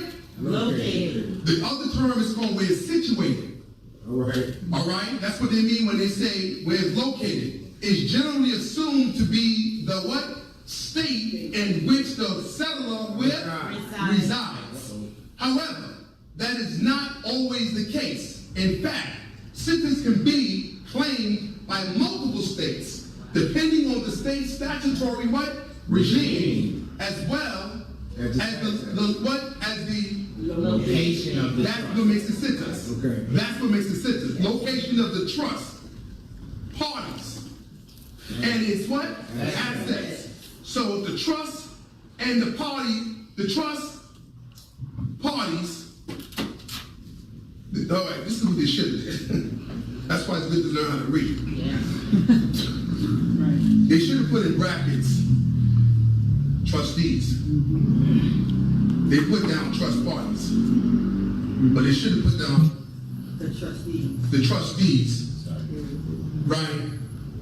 And well, put it this way: the trust parties will consist of the trustor, the trustee, the beneficiaries, the settler. That's the trust parties. The trust itself is a corpus. Islam. Yes. Islam. All right. I was agreeing, yes. Yes. So there should be brackets here. Because who would really know what I just said just by saying trust parties? You see what I'm saying? That's why it's very important now how to read, which means to interpret. That's what the word read means. It doesn't mean and his assets changing the trust such as may result. That's not reading. That's not reading. You know what I'm saying? So that's right. That's sightseeing. I like the way you put that. So changing the trust such may result in significant administrative. Listen, you see that, y'all? Mm-hmm. Look what you're looking at. Do you see what you're seeing there? Mm-hmm.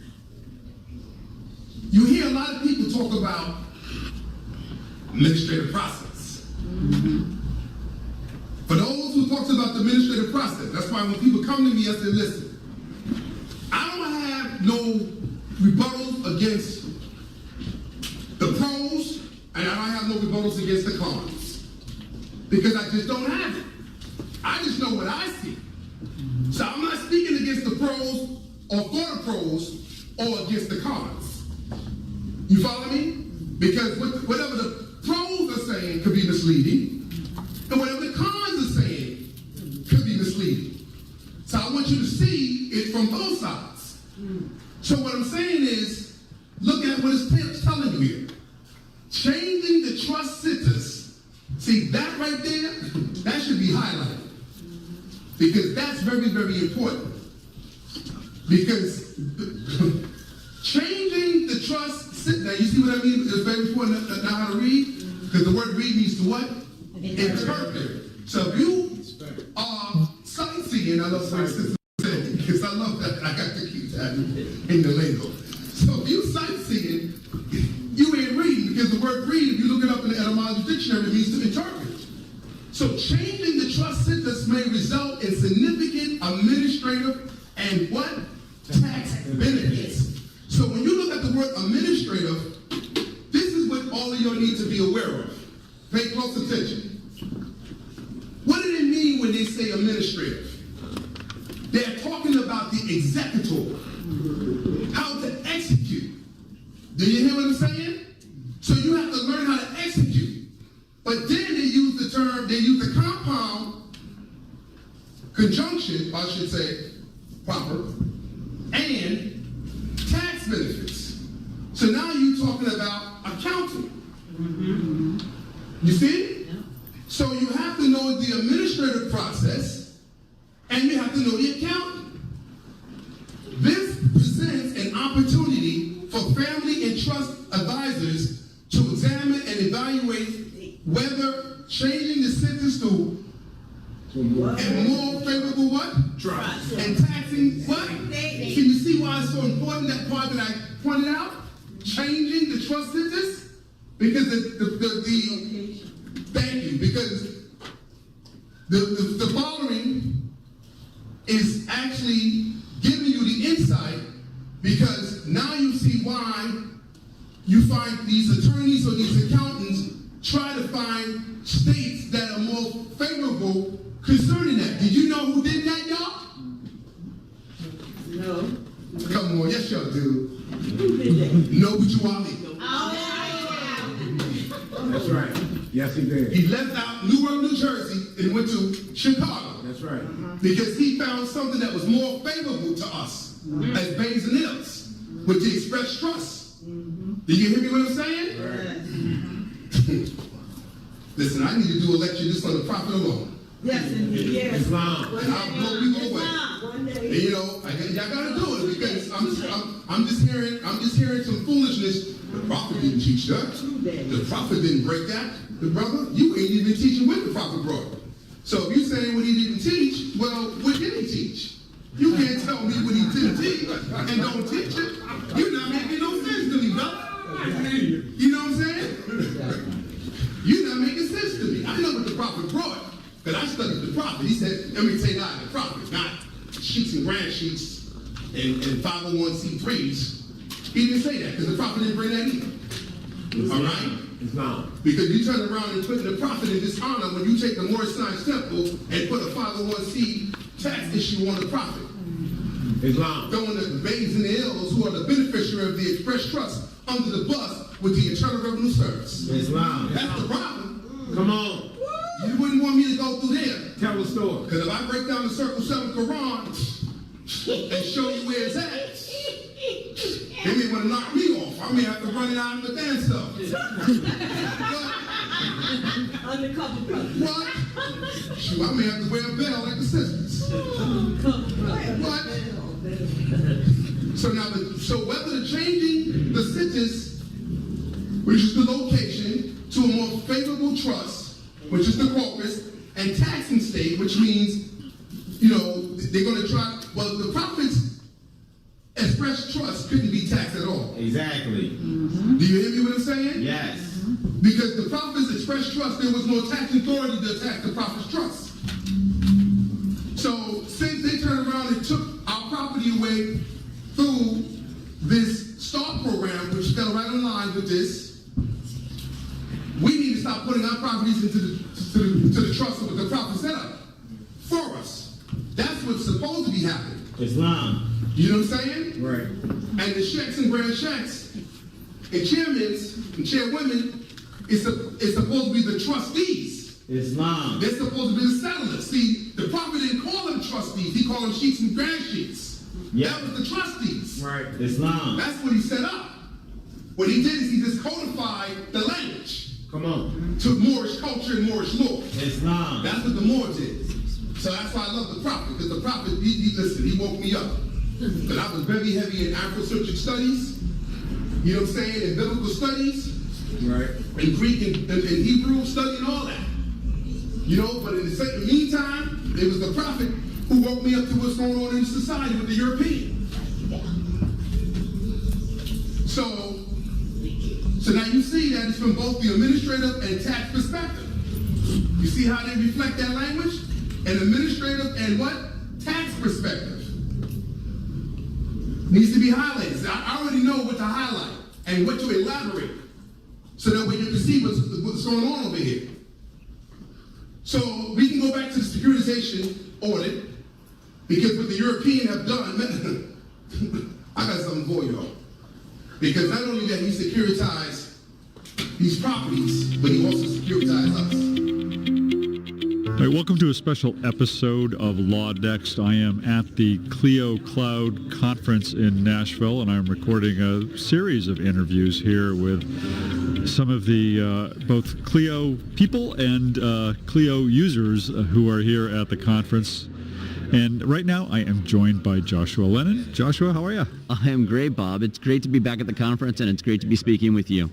It's great to be speaking with you. And Joshua is the lawyer in residence at Clio, celebrating his 10th anniversary with the company. Congratulations on that. Well, thank you. Yeah, it's the 10th Clio Cloud Conference and my 10-year anniversry. So it's nice to have them both coincide. Yeah, and if it sounds familiar, yes, he was just on the our Legal Tech Week roundtable recently also, where we had him as a guest panelist, and he talked a little bit about his time at Clio and also engaged with the other panelists there. But were you at the first Clio? You were, because I saw your picture this morning. Yeah, that's right. I have You were the crazy guy with his arms up in the... Yeah, that was me. The lawyer at Clio was the crazy guy waving his arms. Yeah, I've been at every Clio Cloud conference.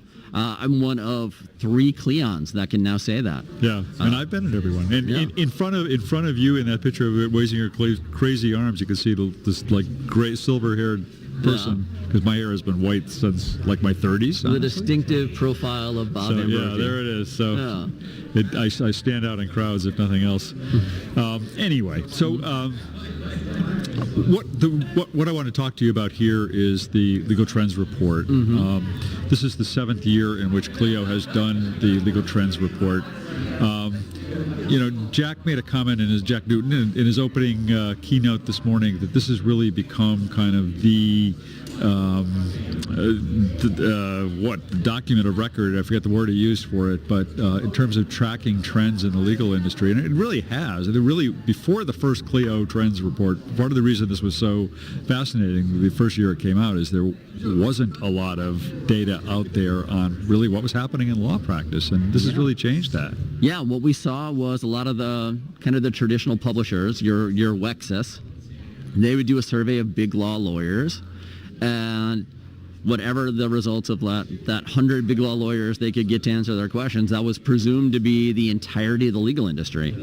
And Clio's Legal Trends Report, which relies upon actual data from usage of Clio, so not even the lawyer's case files or anything like that, we can't see that, but just the usage of Clio has given us so much insight into the practice of law that never existed before. One example is every year we publish the Billable Hour Index. And if you download the report, you can actually see it broken down by state and by practice area.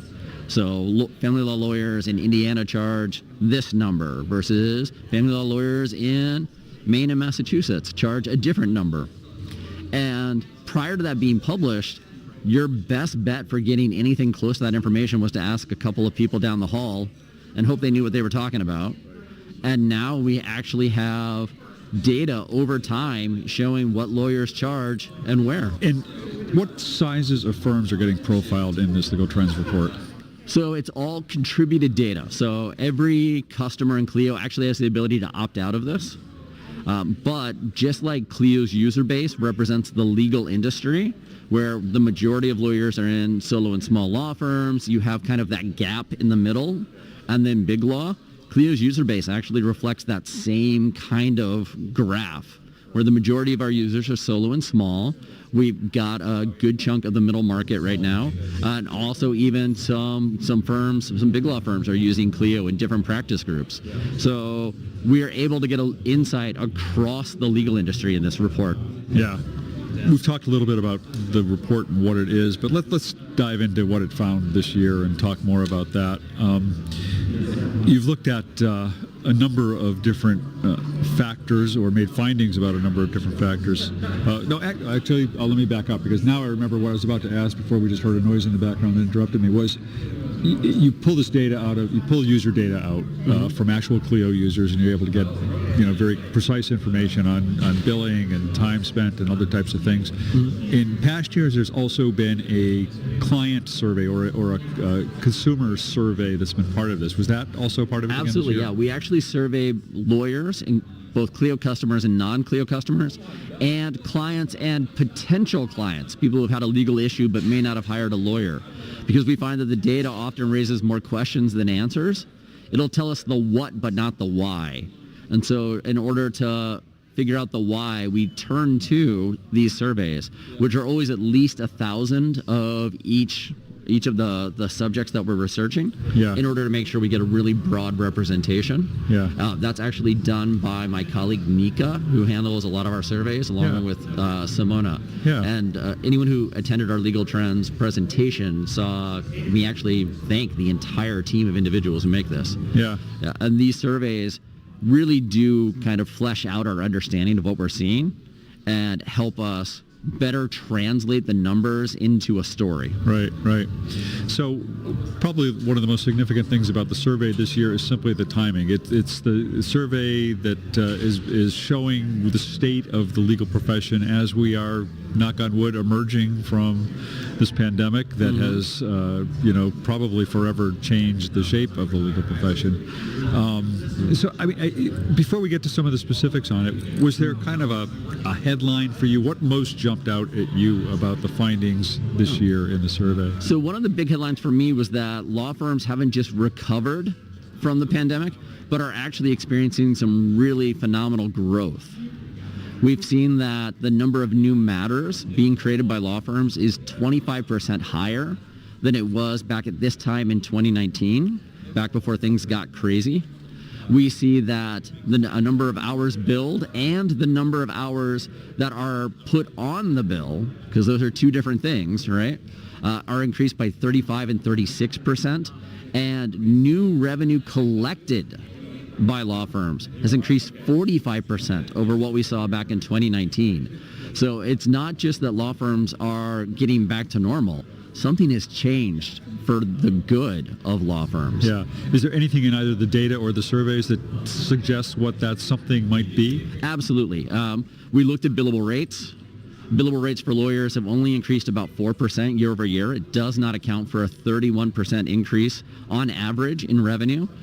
And so we then look to our key performance indicators. Those are three metrics: utilization rate, realization rate, and collection rate, where we measure how much of a day a lawyer works as billable time, how much of that billable time do they actually pass on to the client, and then how much of that bill does the client actually pay.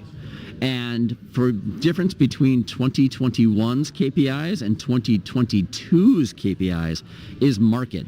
We saw the biggest leap in utilization rate ever, which a 6% year-over-year increase, which doesn't sound like a lot, but when you add up billable time over the course of a year, especially when you're looking at like an average hourly rate of about $313, every minute actually adds to the firm's bottom line.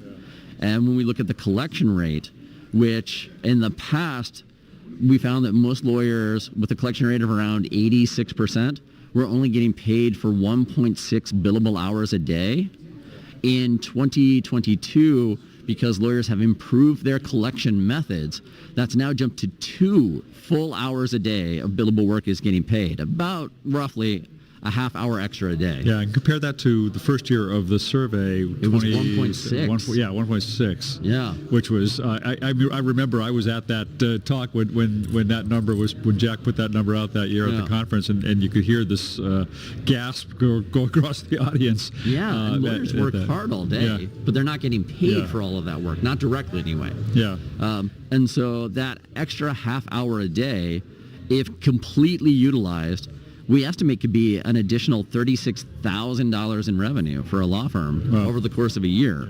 And we think all of those improvements in those KPIs align with this leap in revenue collections that we're seeing this year. Is that attributable in some way to the pandemic? There's probably some business that has been carried forward, right? Things that just people held off on during the pandemic. But for law firms that rapidly mobilized onto the cloud, they really didn't miss that big a beat. I've been trying to see if there's a correlation between certain political things that we've seen, like the child tax credit that was a part of the recovery and then unfortunately expired, to see if that correlated with an increase and a drop in business. I haven't been able to find it. Yeah. So we really think this might be just more people better utilizing law firms and law firms better organizing themselves to handle this increased demand. Yeah. Well, it's interesting, this idea that maybe some of it is people having held off on dealing with legal problems or hiring a lawyer, but I guess we will know maybe next year and see if there's a slump that comes along at that point. And you mentioned the billable hour. The billable hours, and one of the points of the survey is that it turns out that what lawyers are billing for their time has not kept pace with the Consumer Price Index, right? No. So the Consumer Price Index, which is how we measure inflation, has risen roughly 8% throughout most of 2022. It got as high as 9% one month. And lawyer rates year over year have only increased 4%. And the same for non-lawyer rates. They've only increased 4% as well. Yeah. And so we see that the Consumer Price Index has, for the first time, kind of exceeded the blended firm rate when we average everybody's billable time together. It hasn't quite come up to lawyer rates yet, but it's close. And if lawyers don't take this moment to evaluate either reducing their overhead to kind of deal with the cost of business increasing, or raise their rates to compete with the Consumer Price Index, they're going to fall behind. Yeah.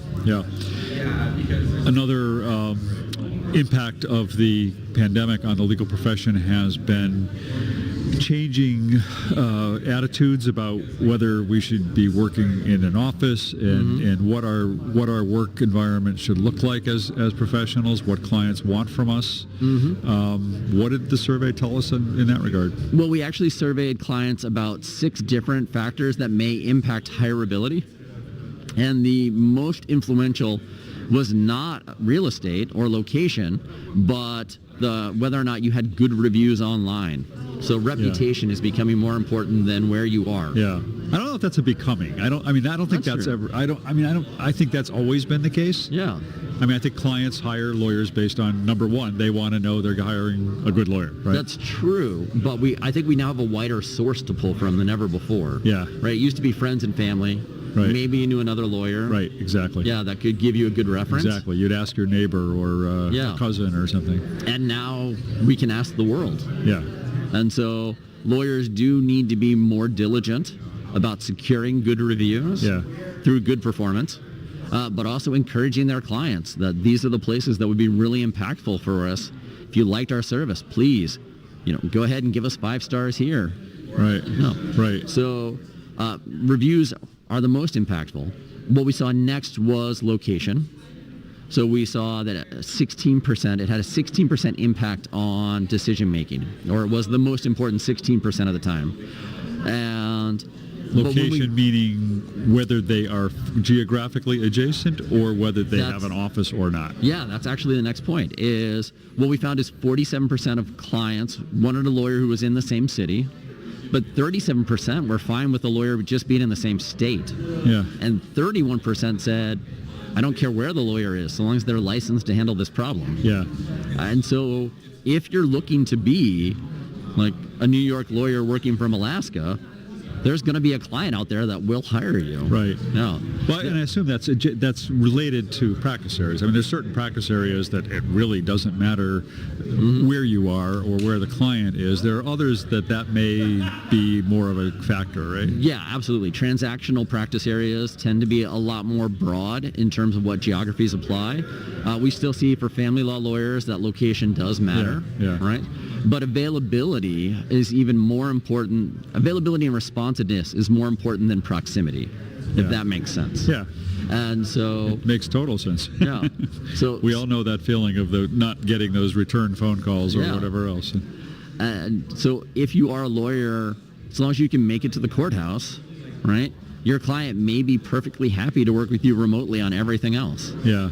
Yeah. I know that in maybe last year or maybe the year before, I know the Legal Trends Report was kind of tracking the impact on the profession almost in real time in some ways during the time of the pandemic. Yeah. And I remember Jack talking about it probably last year about the idea that the brick and mortar office is not quite dead, but on its last legs, perhaps. What are you seeing there? I mean, I hear what you're saying about some client that not being as much of a factor for clients, but do you think we are seeing a move away from the brick and mortar office, or are we at some kind of a stable pattern right now? There's definitely a segment of Clio subscribers that is moving away from the bricks and mortar office. And I think what's more important is not that they're completely moving away from it, but they're determining that it's not really a place to work, if that makes sense. Yeah. And we saw by measuring IP addresses, which is a security protocol at Clio, right? It enables us to figure out if somebody normally logs in from Wisconsin and now is suddenly logging in from Fiji, right? Is something wrong, or is there a vacation going on? And it's a security measure. But when we review these in aggregate, we saw that there are some patterns. If we assumed that any IP address with 3 users was an office or a shared workplace, we saw that there were groups now starting to emerge from Clio subscribing law firms. And there are some that are almost exclusively office. There are some that are mostly digital. But we saw this one category we're calling hybrid that had a huge change. Yeah. Prior to 2020, 80% of their work was done in an office. And following 2020, only 35% of their work is done in the office. And they're moving to a distributed model, and they seem to be early adopters for what we think the new law firm is going to look like. Yeah. Where you have an office, it might be where you meet with clients, it's where the nice boardroom is. It might be where you have the birthday parties and the training sessions with your team. But then the rest of the time you're going to be working from home or from other locations. And that's where the work gets done. Yeah. So I'm describing it as a law firm is no longer a location, but a state of mind. Yeah. And this group, this hybrid group, seems to have gotten their mind in the right place. Yeah. Although interesting question, how long you can even continue that state of mind when lawyers, or if lawyers go completely hybrid. I mean, some firms clearly continue to believe that there is identity around physical proximity, and that's one of the ways you can maintain firm culture. And there's this fear that if lawyers are not working in the office, it's going to be much more difficult to maintain a sense of culture within a firm. Yeah. I argue that culture is different than outputs. Yeah. Right? Yeah. But culture leads to outputs. Yeah. Right? So finding the right culture for your clients, the type of talent you're looking to attract, that's going to be really important moving forward. Yeah. And those firms who want to be office only, they'll find lawyers who want to work there. Right. But those who can think a little more diverse in terms of how we work and where we work will have this huge pool of talent that is willing to make those changes alongside them. Right. Speaking of talent, another topic that you talk about, and you've kind of already touched on it a little bit, but this question of how the lawyers themselves feel about being in the office or not being in the office, or what is important to them in seeking jobs, seeking fulfillment in their job. So what did you find in that regard? Well, we found that close to 30% of lawyers are making changes in their careers.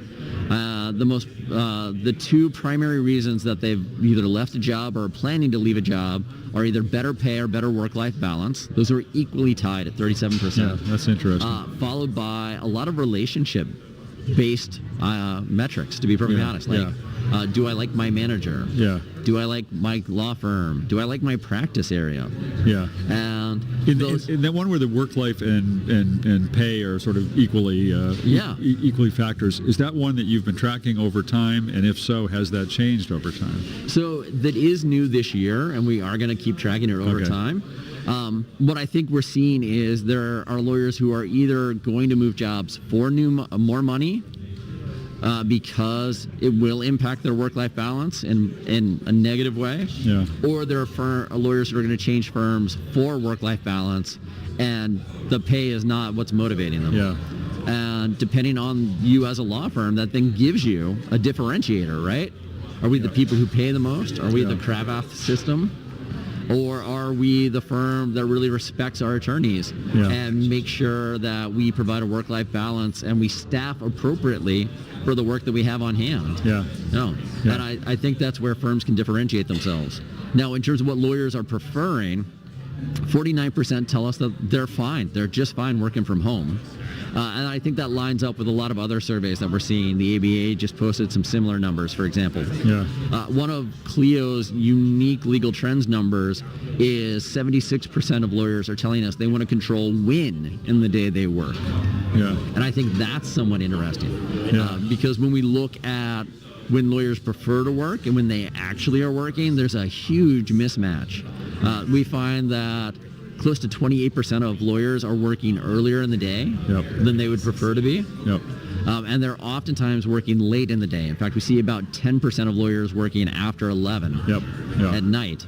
And so that means either they've got too much work and the firm isn't staffed appropriately, or that they're having trouble with that work-life balance that we've talked about. Right. Something in the day is making it impossible for them to finish their work. Yeah. Now, that may not be a bad thing. That may actually be their preferred working method, right? They want to be available for their kid when school gets out. Or when we had Daniel Pink and he talked about just like timing. Could be they're night owls. That's when they're most productive. But a firm that enables those types of choices is going to find a huge pool of lawyers who want to work in that model. Yeah.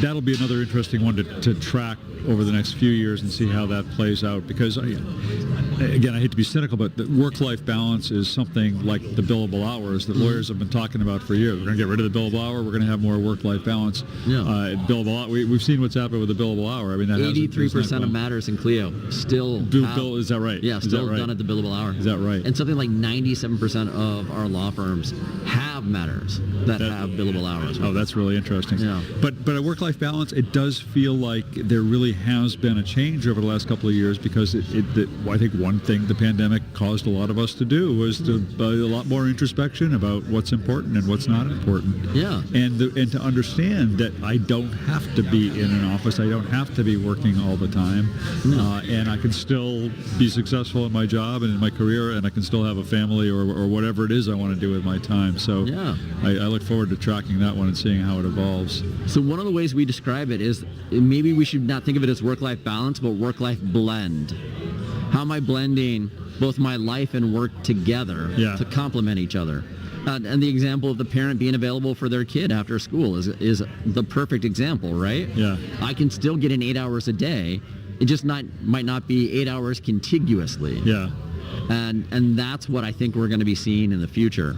Yeah, I'm trying to remember. I just interviewed a customer of yours, the guys from the Vela law firm. Oh my gosh, the amazing stories that they have of Portugal. The amazing stories of sending their entire office half of their office anyway to Portugal. Yeah. But the managing partner, I asked him about work-life balance at the firm. I wish I could remember his exact answer because it was great. But basically, he was saying, we don't like to talk about work-life balance. It's like work and life shouldn't be these sort of two separate things. They should be more integrated in a natural and fluid way. Yeah. So you're not always trying to balance these countervailing forces. They should kind of work together for each other in a way. And which was not for him to say we want people to work all the time. It was for him to say we want people to have lived lives that incorporate all sorts of things, and that's what we want in professionals at our firm. Yeah, and we are professionals, right? We do define ourselves in part by what we do. Yeah. So there's never going to be a way to divorce it. Yeah. I do think we should point out to your listeners they could find that episode from Villa Wood in the description below. Yes, absolutely. So I wanted to, running a little long on this, but a couple of things, other things that I think that are interesting to my audience to talk about are the findings with regard to the impact of not just technology, but cloud-based technology on a law practice, and kind of preaching to the choir, I hope, a little bit with some of my audience. But what did you find in that? So, as part of our research, one of the things we asked was, just do you use a cloud-based legal practice management system? And we left it really open. It could be us, it could be our competitors. That wasn't the point of the question. But then when we asked various other questions, like how would you rate your relationship with your clients? How would you rate your relationships with your colleagues? How do you feel about time management? In every metric, firms that were using cloud-based legal practice management solutions were more satisfied or happier or had higher answers to all of those categories. When it comes to relationships with clients, it was 33% higher relationships with their clients by using a cloud-based practice management solution. It was, this one's off the top of my head, but I believe 24% higher for relationships with colleagues. And so they're just making it easier to have these relationships with each other, because it can be from your mobile phone, it can be from your laptop or your desktop computer. You don't have to track down that manila folder with the papers that you need on somebody's desk because it's in the cloud.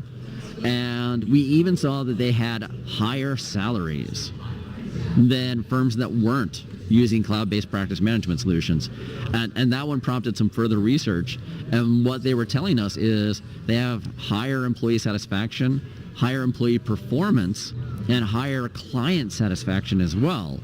And so what we're seeing is clients are gravitating towards these firms that are enabling lawyers to be flexible and communicative and to allow a collaborative interaction that you just may not get with kind of the quote-unquote traditional law firm. Yeah.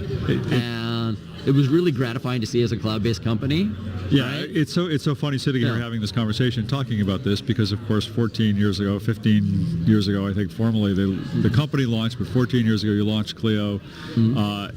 I was there. I was watching it then, and I heard the conversation, and I heard the conversation for many years, and you did too, in which people were questioning the cloud. People were questioning not just the safety and security, but the value and the why, whatever. And you know, here we are now. You know, 15 years is maybe it's a long time in some terms, but in terms of the legal profession, this is not a lot of time. Yeah. And I sometimes wonder whether you guys at Clio all kind of go home at night and turn the lights out and start running around saying, "We told you so. We told you." It's not quite that tone, but it is nice to be able to point to things like the American Bar Association's Legal Technology Survey, where they're showing that, you know, between 40 to 50% of all law firms are using like case management now. Yeah. And before that, you know, it would be like something like 60 to 70% are on pen and paper or using Outlook. Right. And so I think we've really hit a turning point where law firms are starting to recognize the value of these systems. Yeah. And now it's up to legal technology companies like Clio to live up to those expectations and really provide value moving forward. Yeah, and I'm not catering to you by saying this because I've written it publicly in my blog any number of times, but I really think that Clio was one of the primary reasons that the entire legal profession came around to the cloud. I mean, it really helped drive understanding and adoption of the cloud. Not only Clio, other companies out there, but your messaging around it over the years has really been instrumental in making this happen. So good for you guys. Thanks. I do think law firms still need to look for kind of legal specific cloud. Yeah. There is still some unique concerns to law firms. Yeah. So you can't just jump on anything, but the amount of reputable offerings that are out there now has just grown substantially, and it's really exciting to see. Yeah.